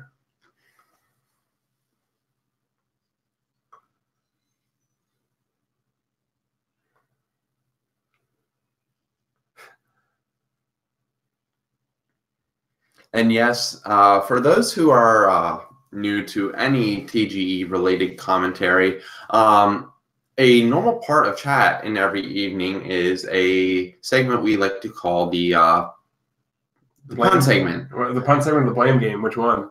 Pretty much the pun segment, Okay. where chat pretty much makes their own puns because TGE normally does. Well, tonight I was the one who started this, so I am proud of myself. Really? You're proud of starting puns? Yes, absolutely. Who are you? What have you done with Crimson Apex? Or is this just penance for picking up the inferior model earlier today? No. No. There's no penance for that. Fine. But there is going to be some relief coming for SleepyMario here, as this room here to the left, this contains the bow he's been looking for. Absolutely. Bow's always a good thing to find, especially when it's one you've been looking for. Mm-hmm. Finally lines up his clip and is relieved to find that red piece of wood with the red string. A very interesting choice for the drawstring for a bow, but we'll go with it. Yeah, I mean, I don't pick the color concepts in Hyrule.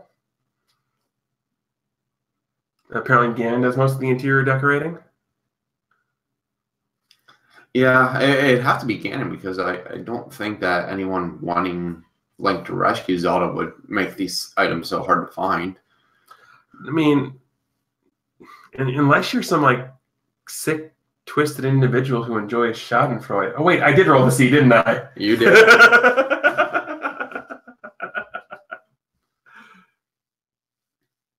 And now everyone's favorite game, wait till Goma opens its eye.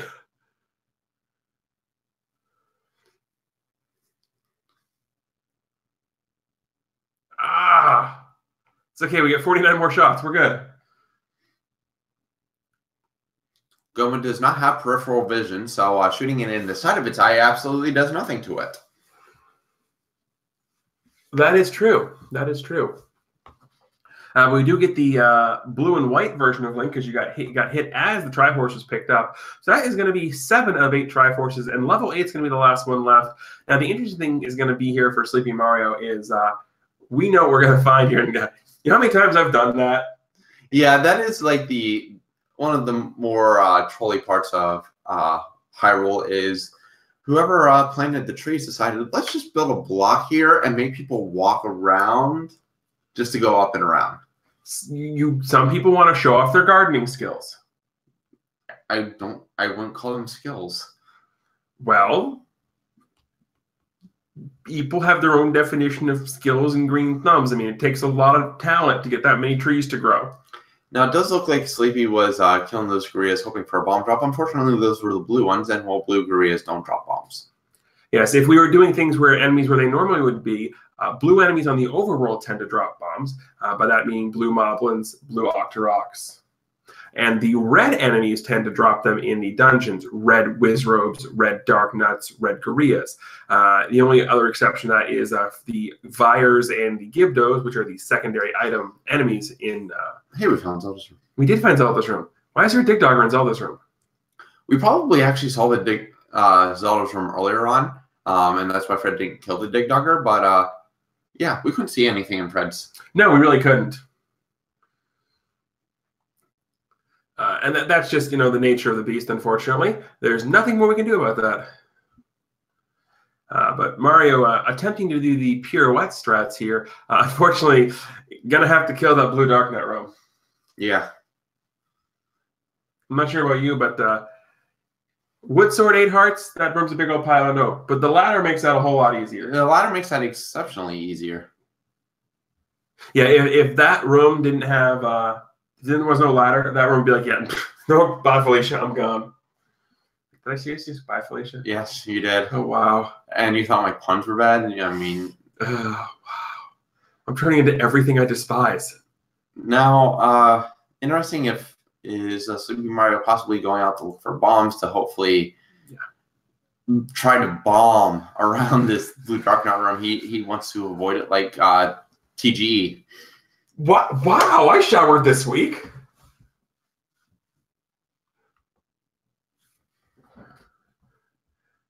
Oh God, that suggestion by Sir Nico is scary and awesome at the same time. For those of you who are watching this post-race and don't have the chat, the suggestion is, quote, CDI Zelda Randomizer with a huge pile of community-generated voice-acted cutscenes.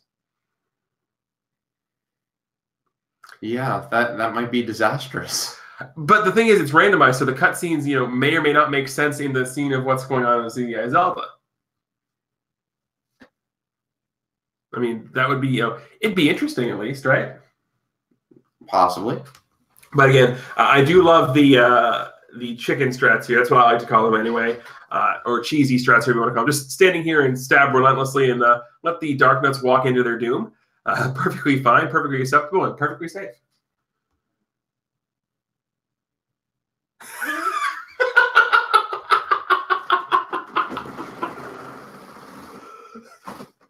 No.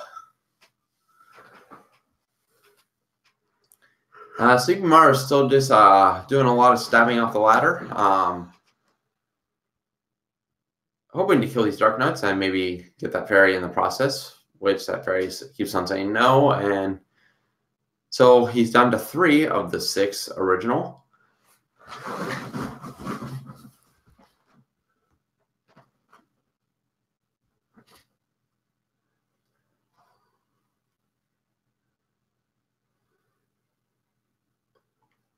And soon we'll clear out this final room to be able to progress on to the rest of level 8. Luckily for him, the white sword was the item that was sort of on the way, I believe, possibly even in this room. No, I think this was a staircase. It was a staircase first. It was staircase into staircase because 8's segmented, and then white sword. White sword was on the way to the Triforce? Possibly. I do know Fred got it on his way to the Triforce, so hopefully SleepyMario will come across it as well. That will help increase his combat a little bit and make some of these enemies a lot quicker. Nice block up there through the diagonals. Absolutely. And here we have Dodongo in the Square River room. So Dodongo is really weird because half the time he cares about the obstacles that are in his way, and then other times he doesn't. My favorite thing is water walking Dodongo is fine, but block clipping Dodongo is my favorite. And he did waste a few bombs there. Missed the setup on getting Dodongo to drop bombs Normally, if you place the first bomb and Dodongo eats it, you want to place the second one immediately so it explodes and the smoke's there. So once Dodongo regains his or loses his iframes, he'll immediately be stunned by the smoke. Oh, hey, look, surprise Triforce. Real quick, a Silent Harmony. You don't have to learn any percent at all because I did about 50, 60 randomized runs before I even tried an 80% run. So you do not have to learn any percent at all to be able to do a randomizer. So don't think that that's going to be a big thing. And I believe this was the white sword. Very possible. Yeah. But yeah, no, you definitely do not need to know how to do any percent to do randomizer. Yeah, and actually a lot of runners say that playing a lot of randomizer does help them out with any percent, just because it gives them the ability to learn combat, which they can then adapt into the any percent runs, where any percent actually tends to be easier in some rooms for combat because the combat is pretty much straightforward. It's always going to be the same spawns as long as you do everything consistently. So having the same spawns and knowing how to do combat makes it a lot nicer. Yeah, absolutely. There's nothing wrong with being able to take care of known combat. My biggest issue when I'm doing any percent is that staircase in the tip of the nose in 7. Wall masters are very grabby in that room. Yes, they are. Yeah, there's a few rooms like that. The Blue Lagoon. One of the biggest issues with at least getting better times on any percent is you got to learn how to count to 10. And a lot of randomizer people can say that counting to 10 is a lot harder than it looks. Yeah, counting to 10 in randomizers, 1, 2, 3, darn it, 1, 2, darn it, 1, darn it, 1, darn it. Yeah, there's a lot of binary. Yeah. Yeah, lots of zeros and ones, and I think there might be a 2 every now and then. So nice, easy room to kill wall masters in here. Now, it does look like he is looking for the second item. Looking for the second item. He will find the power bracelet. Now, we know it's not required. SleepyMario, much like Fred earlier, he currently does not know the location of 9, so he's still going to have to go look for that. So knowing that the power bracelet's still out there, he may want to find it. Just ooh, the bubble iframe saving Mario from being grabbed there from the wall masters. You want to say it or you want me to? Yeah, oh shoot.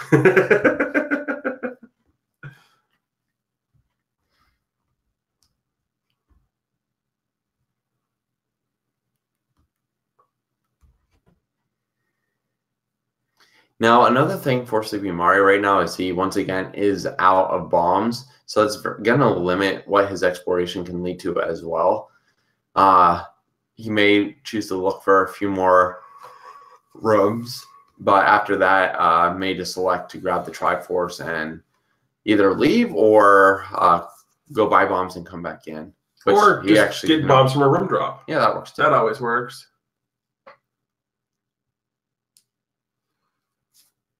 Thanks, game. We knew that.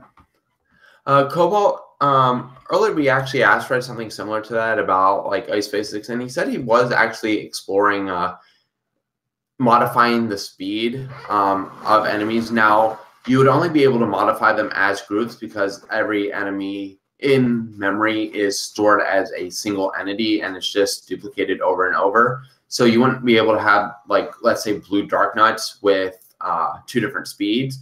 But we could potentially modify the speeds for every enemy in the game to be faster or slower.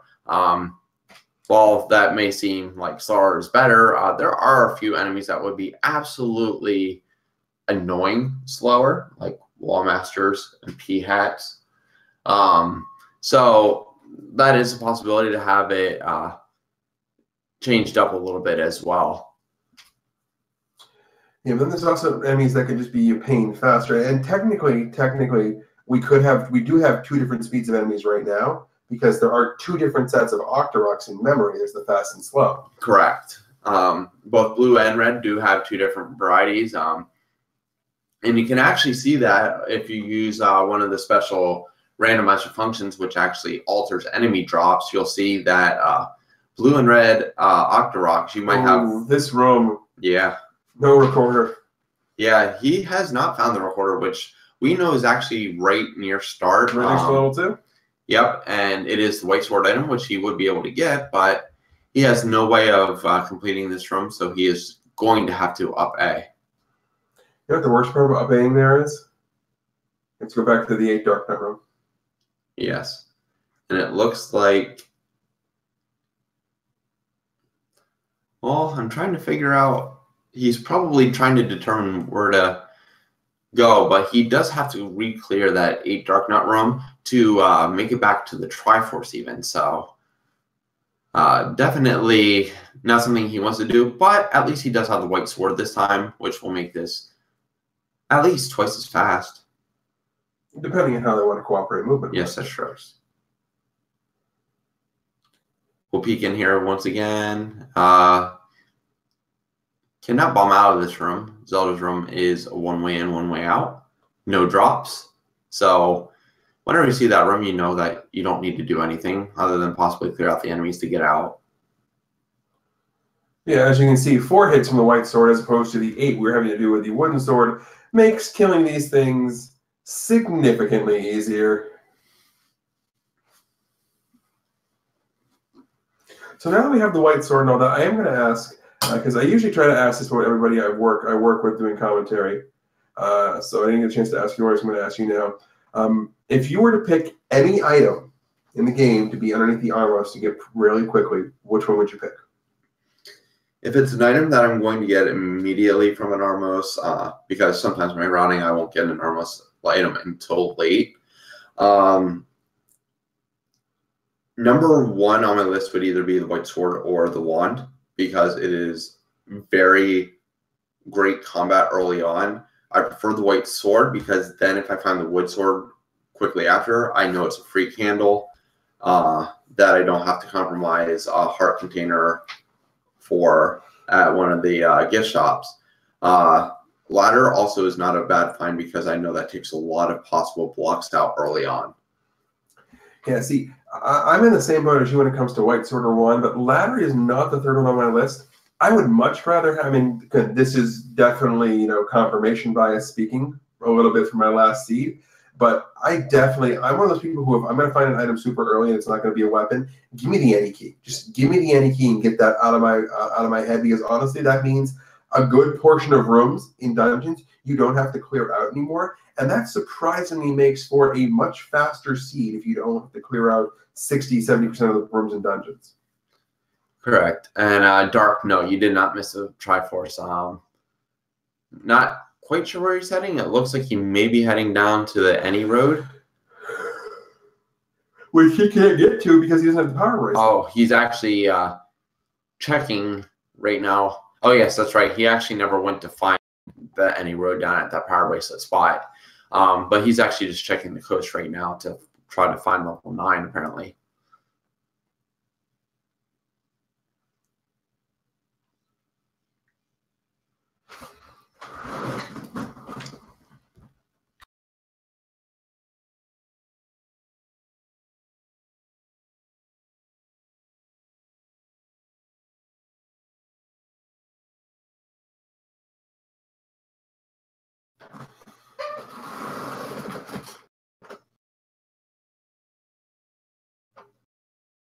The one good thing about having to go here is, well, now he now knows the white sword item, which is good. And 10 bombs is always a good thing to have. Yeah, absolutely. That was a very nice bomb upgrade for 120. Getting 5 extra bombs definitely makes this a lot easier, especially in 9 when you do have to explore quite a bit for the silvers, which he doesn't know yet. But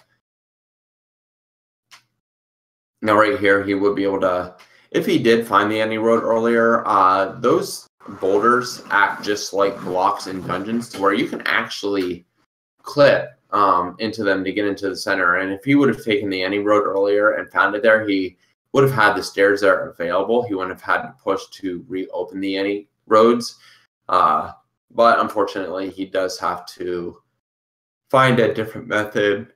But it looks like he's going to continue to search the Overworld for 9 down here, which will also net him the recorder.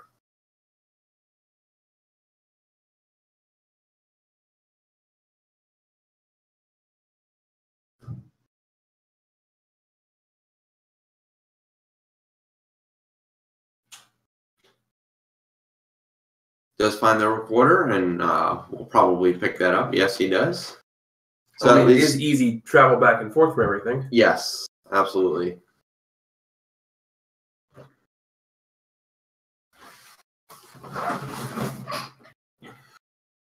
But now, of course, the question becomes for Sleepy: is 8's the only place left? If I'm correct, just like Fred, didn't get the second item out of 8, which we know is the power bracelet. Didn't get the item out of 6, which we know is the heart container. Also, like Fred, did not go up to the grave and get the Armos item, which we know is Lord Banana. I mean, he will be heading back to 8 regardless, because I do not believe that he ended up grabbing that Triforce yet. No, he did not. So, I mean, he does have to return there. Now, he also does not have the hint that a feat of strength is not required, so he may also be thinking, okay, well, is it possible that I need power bracelet?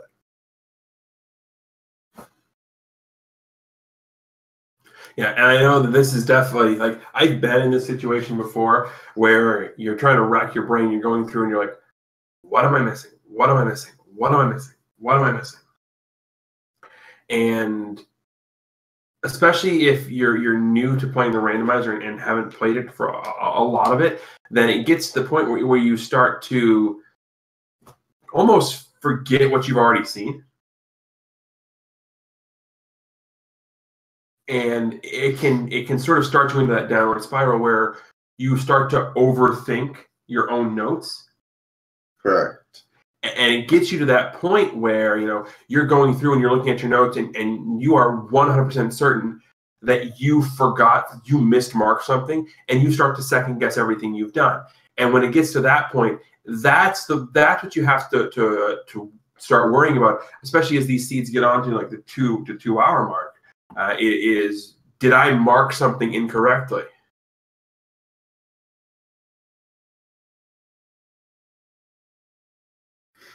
So he does have full health, so now this Dark Nut room will be a lot quicker to clear out because he has beams as well, so he doesn't have to wait for the darkness to necessarily come to him to swat at them. Yeah, we saw Fred use the same tactic in level 1 with the wood sword, but yeah, beam sword makes having to do things like this so much easier. As we've already seen, there's 5 of them down. And killing 1 blue Darknut in this room is a lot easier than having to kill 6. And there we go, easy peasy. I'm not going to finish the rhyme because that would just be tacky and all sour. Didn't finish the rhyme, but how to finish the pun? Of course I have to finish the pun. I mean, I would ask if you've met me, but you're sitting right next to me.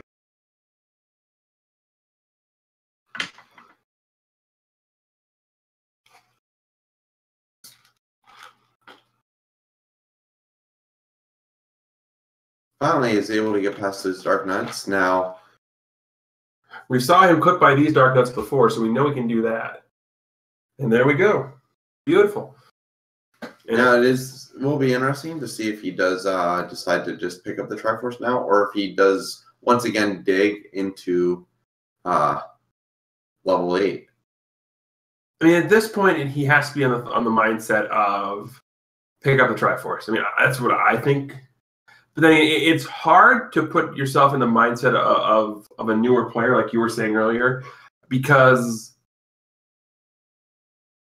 the mindset is something completely different. And as I said, it gets to that point where you start to second guess yourself and what you've done, and everything you might have learned listening to myself, Krim, Fred, Adaginos, all the wonderful commentary group we've had here. You start to question what you've learned and what you've seen, because it's getting to that point where, okay, the guy I'm playing against, finished this in an hour 4. Some of that can be attributed to the fact of, okay, he's really good at this game. Some of that can also be contributed to, okay, what am I missing? And especially when there's this much of a disparity in time, you start to think to yourself that you missed something obvious. And that's the part where you get into that downward spiral, is you think that you missed something super, super obvious, and you start to panic and you start to overthink. And that's where the problem tends to lie. Now, it does look like Sleepy is going to take, once again, a full dive into 5. He looks to be setting himself up to take out this Dig Dogger. So he will pull out his bombs and do the bomb recorder trick. This is one of my favorite tricks to do here.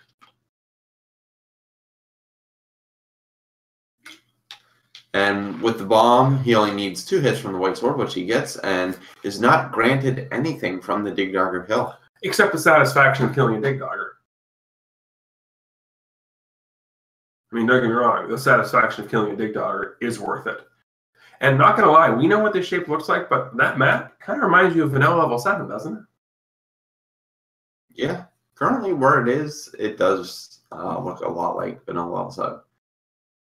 Now, unfortunately, this room is not going to be a staircase because if it does have a push block, those push blocks are going to open the shutter doors, and they can't both open shutter doors and open a staircase at the same time. Correct.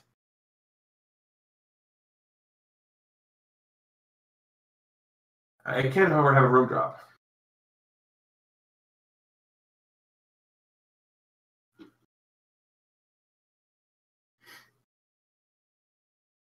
Oh, this is lovely. And the reason I say it's lovely is any room like this where you have these narrow hallways where you have to fight dark nuts in, those are never fun. I mean, there are ways to quit by them, but that doesn't mean they're going to work. Rooms like that are just not fun. Agreed. Now, if we came to continue to look for the item, not exactly sure why he's clearing out this room, but maybe for a map? Maybe, yeah, he may be looking for the map. He may also be looking for heart, possibly for a little bit extra health or something. I mean, at this point, if I was pot committed, I'd be looking for a map too.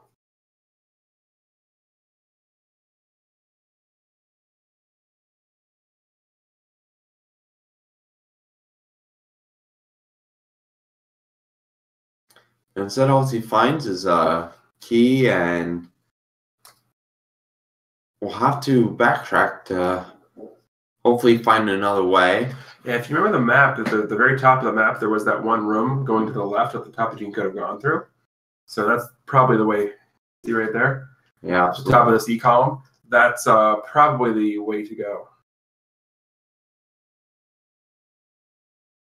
And yes, Keepsake, as far as we know, the run at 1 Eastern time is still happening. We have not heard anything else.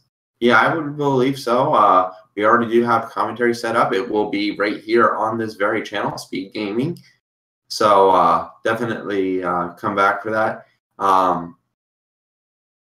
In the event that this race would last much longer, we will be shifting over to that run before anything else. So that will be our main priority at that point.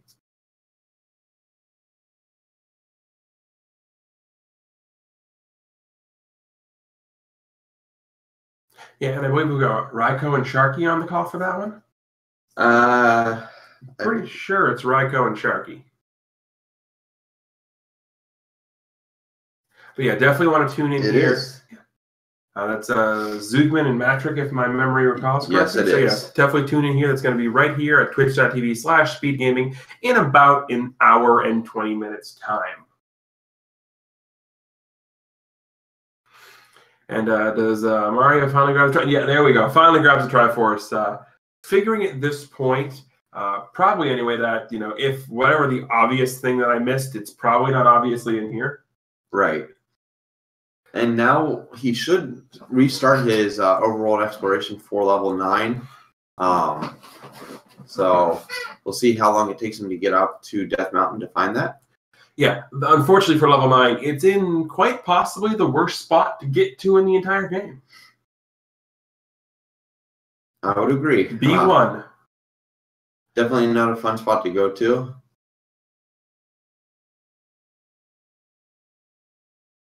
Yeah. B1, and I say B1 is if you take a look at the map there on the bottom, you can start labeling, you know, things A, B, C, D, basically the columns going up and down, the rows going across A, B, C, D, E, F, G, H, etc., and the rows, you know, the columns 1, 2, 3, 4, etc. So level 9 there is on, you know, column 1, row B. You get my point. I'm confusing rows and columns and verticals and horizontals and. So traditionally, that is the way. Even though it's backward from most like spreadsheet programs that we deal with nowadays, that is the traditional way that the Zelda Overworld is notated. Is the rows are the A, B, C, D, E, F, G, H, and the columns are 1 through 16. Hey, there's some hints right there. That's what the other hint shop was. Absolutely. Let's see what we have. Dig our gases with the bow. Thank you, game. We knew that. He's hoping right now to find the Gleeok returns with the power bracelet. Wrong, Gleeok. Yep. The difference between lurks and returns is lurks is level 4 and two rupees short of that third hint. Oh my.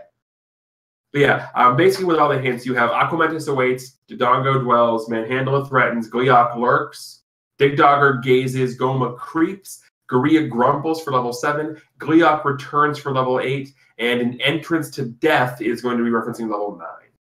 Right. In terms of level 9, you will only ever get its location. You will never get whether an item is contained in there, like you may get Garia grumbles with the bow or something like that. You will never get one for level 9. However, if an item, say, is ladder blocked in level 9, you can get Step Over the Water to obtain this item. Right. Or say level 9's under a power bracelet spot or the grade, you could get a Feat of Strength will lead to. Right. Yeah. So it's definitely good to know your hints, although I still want to petition Fred at this point to change the level 8 hint from Gleeok returns to the lion sleeps. The reason I say this is because the shape of level 8 in the vanilla game is the lion head from the any key. So it's the shape, it's called the lion. So I still think that the level 8 hint should be the lion sleeps. Just because when you're reading it fast, you see Gleeok and it registers 4 not 8 half the time. So for me, it's the other way. Well, either way, it would make it so that they're not, overlapping.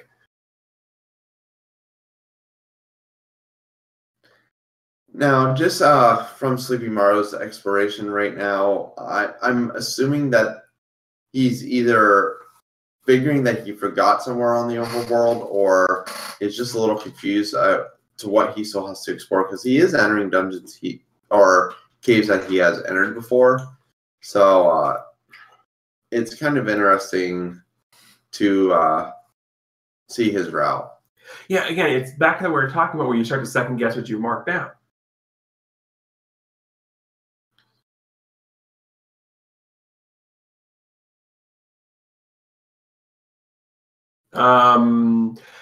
As much as I agree with that concept, J. Dirk, the problem with that is if you put in items blank anywhere, people are going to assume that the item's there. So if you say the book's home houses the bow, okay, yes, that tells me book is either. To me, if I hear that hint, that tells me book and bow are in either 1 or 8, not that it's items in 8. So while I like the concept, it just doesn't work on an logical, intrinsic level. Nice damage boost over the water there. It worked. Take them when you can get them.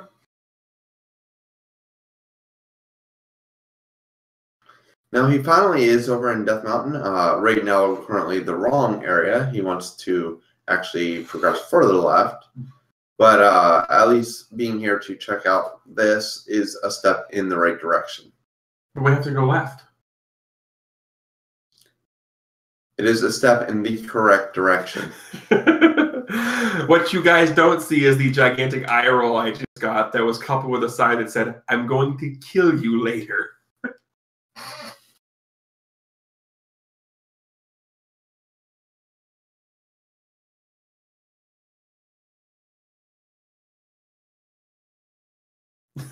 Apparently they heard your eye roll. No, that was the eye roll you all were making at my back. Let's be honest here. Trust me, at points like that, I wish I was sitting in the comfort of my home like you guys.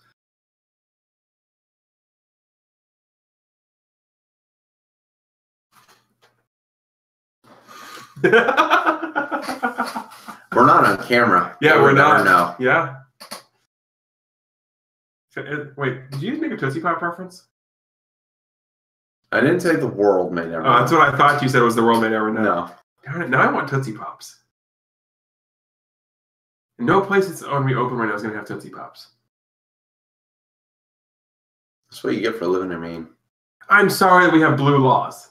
It's not my fault that Walmart closes at midnight.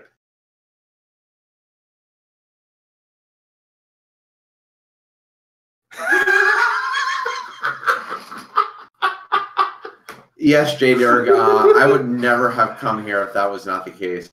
I had to sign a waiver and everything saying from yesterday till Sunday, I would, maintain pants. It was a very painful contract to sign.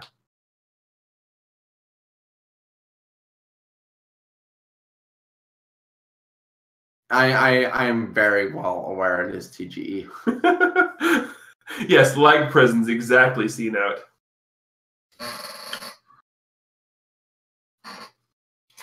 He is absolutely so close to level 9 now. Yeah, but he's going to find the road here. Yes, he actually hasn't been checking them, so yeah, I didn't expect him to go any further with that. No. But have you tried any of the CDI games? I have not. Trust me, you're not missing much. I've watched Off play them, though. Yeah, no, this hint's going to tell him right there that no feat of strength saves the princess. And that's probably the hint he was looking for more than anything else. Just like Fred, that hint, probably a huge sigh of relief from Sleepy right now.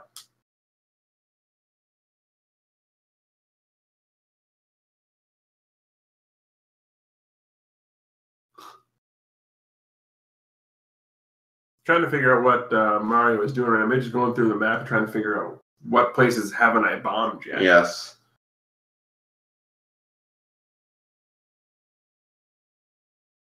Or depending on his tracker that he's using, he may be marking off all the power bracelet locations that he does not need them. True. I mean, that's definitely something I would be doing, like especially when I first started, definitely.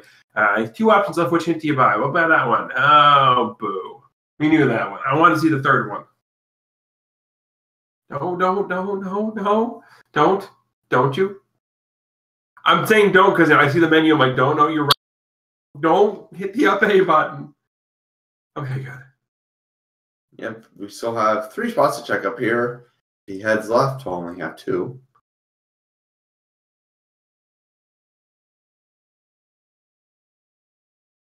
But yeah, we're gonna head down to the B1. Oh, hoot hoot.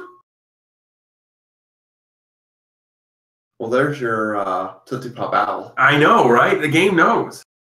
No, Mario, where are you going? Where are you going? You got one more spot to check. Okay, good. Good. Don't do that to me. Don't do that to me, man.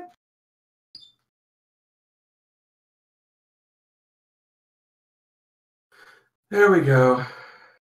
And finally, we have found the entrance to Death. Yes. We can now throw the red ring into the fires of Mordor and be done with this. Whatever you say, Master Frodo. And I will neither confirm nor deny if Krim looks like a hobbit. I'm trying to determine if there's anyone in chat who knows that answer. Fred's here. Fred's gone.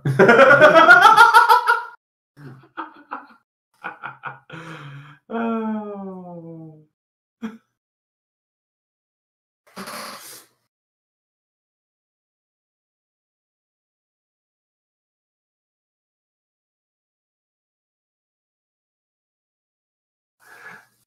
If there's one thing Fred does well, it's timing. Yes.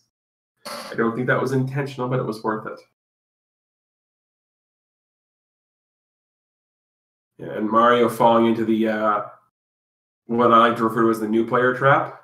Yep, not knowing that the item on the ground here means that this room does not need to be cleared out because that push block will not push. Right, because of the key. Right. Yeah.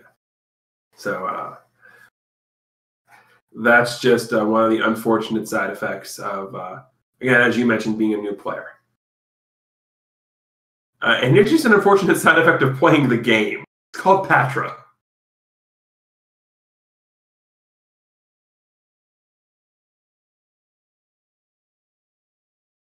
I believe this is the same Patra that Fred keystoneed into the ever-expanding variety. I believe you are correct. And we do know from the path Fred took that this Patra is required to beat, so it is not a bad thing that he's spending the time to do that instead of trying to find another way. Which I'd probably try and find another way before I kill the Patra, honestly. I think the most cathartic joking text that Fred put in here is the last Patra is in captivity. Finally, all of Hyrule is at peace. Yes, I have not seen that for a while, though. I know.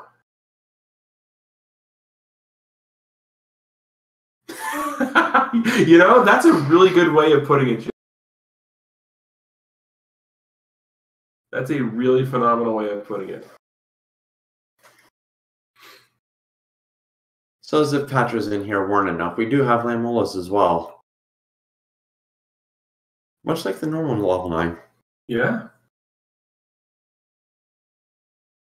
Now, Fred was talking earlier about his desire to throw Dig-Doggers in here instead of Patra. And all I can say is imagine 6 Dig-Doggers. I would rather have 6 Dig-Doggers than 6 Patras. Not gonna lie. Until Fred implements my idea for Wizrobe Patras. Yes, Patropes. Yes. For those of you who don't know what we're talking about, Patropes has been a long trolling discussion. Good information there for Mario to find. Absolutely. About taking the little mini Patrites that flow around the Patra and replacing them all with blue Wizrobes at their normal HP total. Yes, you all thought I was a horrible person. This idea coming to you from the devious mind of Crimson. Probably not the worst mind I've had for Zelda Randomizer. No, I've a few of those bad ideas have been implemented. We saw them in what was it? No, 1 and 8 tonight with the colors. Yeah, true. That's right. I forgot you were the artiste responsible for the palettes. Yeah, most palettes in this game that are not the standard like green on green and stuff like that. Those were actually my brilliant artistic abilities. I never claimed to be Bob Ross, so I will take it where I can get it. Yes, but there's nothing happy about those accidents. No.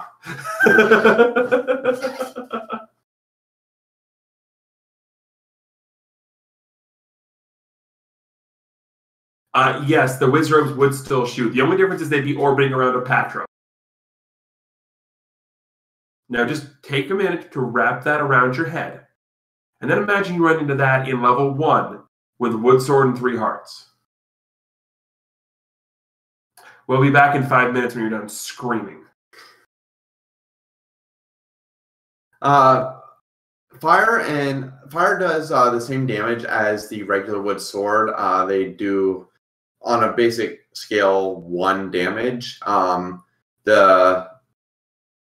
In comparison, the white sword and the wand both do 2 damage, and bombs, silver arrows, and magic sword do 4 damage. So fire and wood sword are basically the same. The only difference is that there are quite a few enemies that fire does not do anything to. Those include Pole's Voice, Dark Nuts, and Wizrobes. So all the things you would want it to do damage to. Yes, pretty much. Which I still do not understand why fire does not do anything to Wizrobes. You're catching the robes on fire. Come on. It's made with a flame retardant material.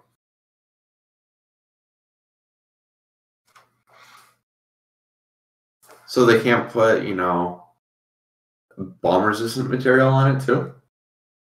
That wasn't in the budget. It's not the bomb that gets them, it's the concussive force.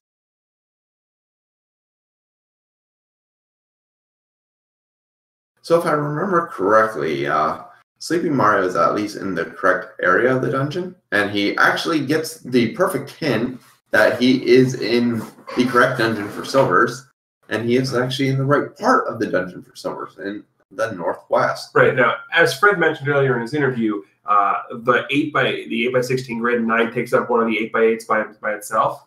And basically what that means is with the quadrants there, northwest, southwest, northeast, southeast, is basically you take the 8x8 grid and separate into the 4x4 sections. Just split it right down the middle in the 4 4x4s.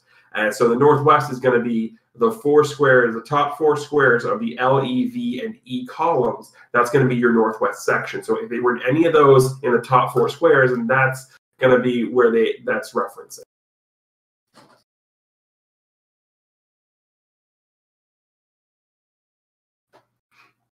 And now we have stream talking about Wizrooms wearing fire blankets.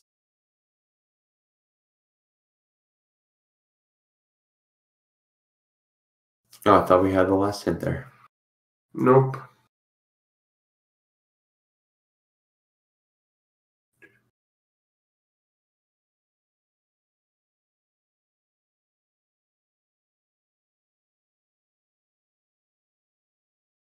Now Fury is also clearing out a lot of these rooms. A lot of them unnecessary. With 11 bombs, doesn't really have much that he'd be needing to look for, other than possibly the compass, which right there is found. Okay, you really need to stop that. You really need to stop that. You've been on point tonight with the predictive analysis. PC, he actually is taking damage, but if he gets hit by a bubble, he won't actually take damage. He just loses his ability to use his sword. But there's also some enemies, sort of like Tektites, that can hit him, and you may not see him take any damage. He is, but it is not enough to reduce his hearts, because he does have the red tunic, which reduces his damage by 1/4, or by 3/4. Right, so it effectively gives you 4 times the heart capacity. So right now you see SleepyMario having 9 hearts, which effectively is 36. So in order for a Tektite, who normally does a half-heart damage, to actually damage you at all, you need to get hit by them 4 times. Bonk, bonk, bonk, bonk. Ganon. So we have Ganon, but unfortunately we did not find the silvers we were looking for. No. But fortunately, they're not in another castle. Nope, they are here. He just has to find the correct path to them. I'm not going to lie, I forgot the path to with this one.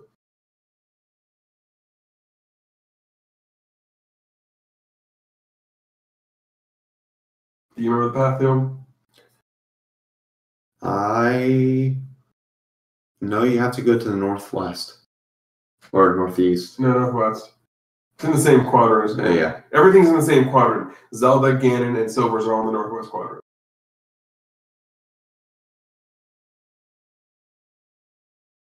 Think Sleepy's going to try and bomb out of Ganon's room? Possibly. That's It's the very worst possible idea. that it could work.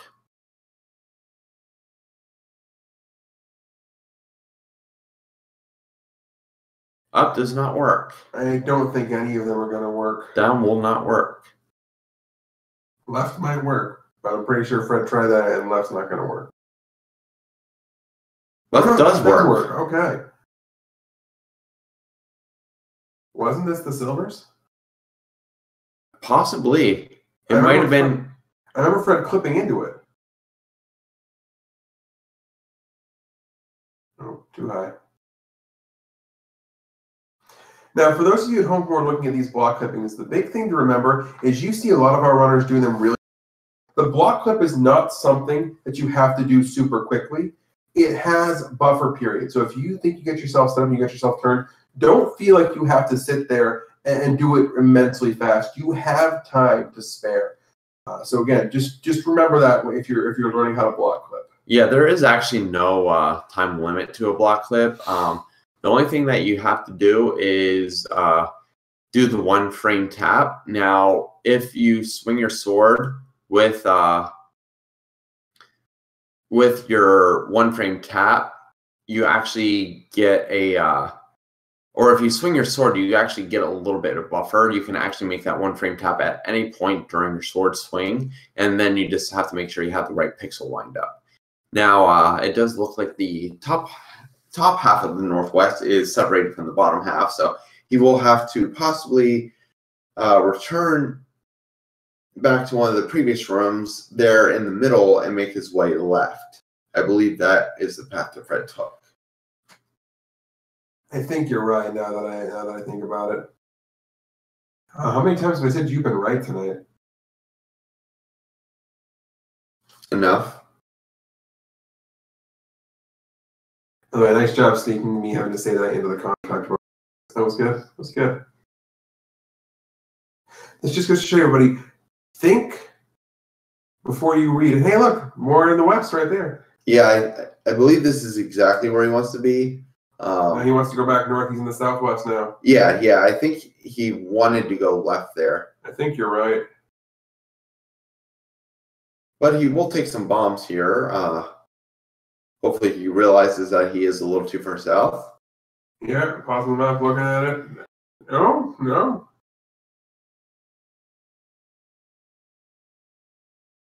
He may also want to try to go up here. He may think Just to that try and get a path to Zelda. Yeah.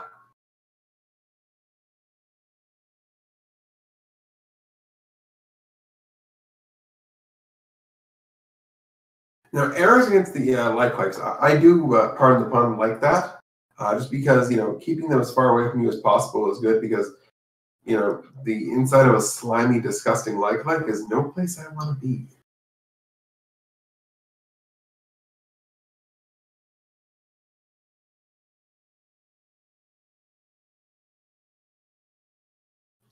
Now, Sleepy should notice that he does have the path to Zelda there.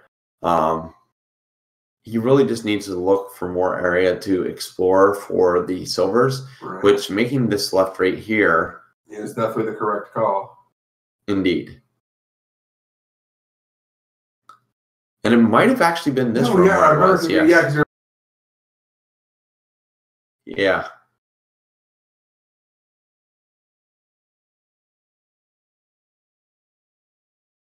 I do like this use of the wood arrows there. Yeah, definitely a better way to take him out. And there he finally finds his silvers. So he can return to Ganon and take him out. And the path to Ganon is just a staircase away, too, which is nice. Right. He just has to go back right and then take the staircase, and it will lead him exactly where he needs to go. Yeah. So all things considered, this is a pretty quick 9 for Mario. Correct. Yeah, he definitely has had a little bit of easier time than Fred did.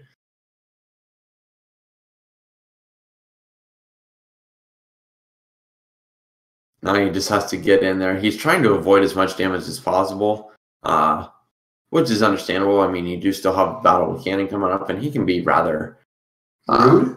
Yeah, that's a good word for it. So just has to head left here. And here's Piggy.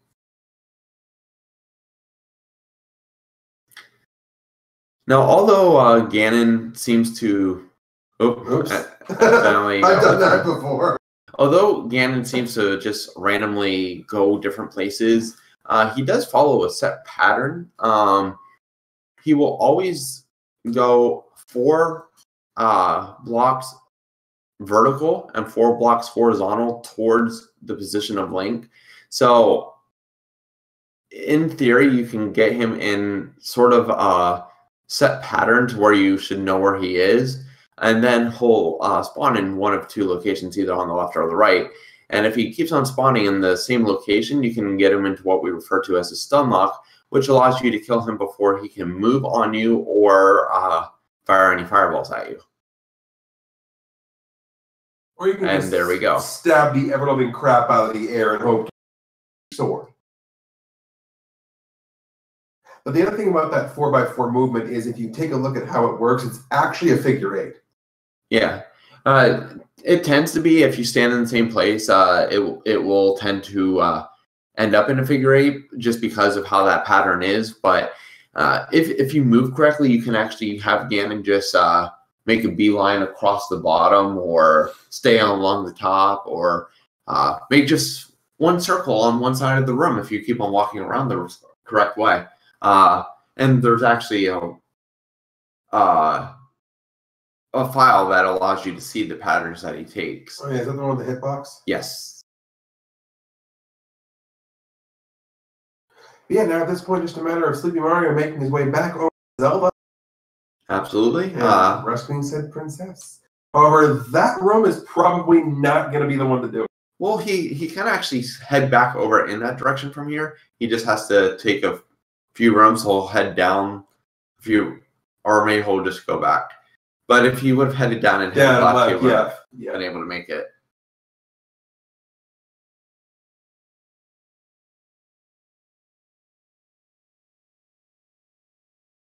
Now, if you are wondering why he's not just bombing to the right there to get into Zelda's room, well, first of all, bombs don't always break open walls in level, especially in level 9. But secondly, the only way to get into Zelda's room in these seeds is through a shuttered door. There will be no bomb wall if you access to Zelda. At this point, it's almost faster to up A, though, isn't it? Very This is the possible. map we just saw. Yeah. And that's what he does. So it looks like he figured out exactly. Would love to see randomize Ganon's movement. Well, Fred was in chat, so we will see that in 3.2. I love this chat and hate them at the same time.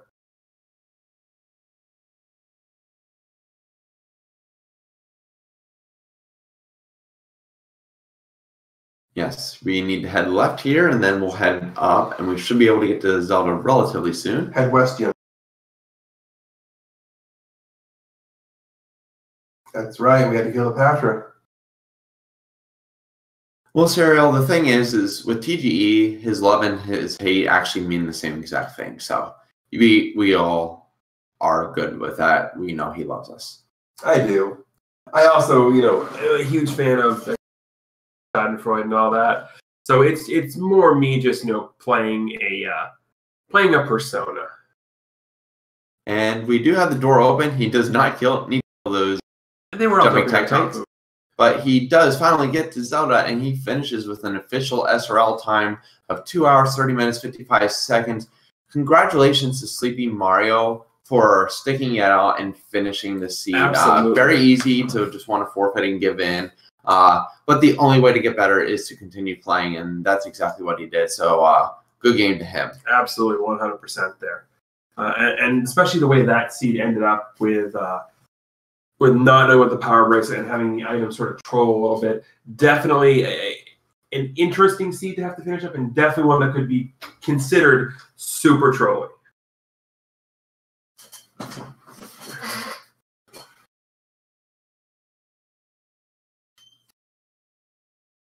Yeah, exactly, Silent Harmony. Exactly.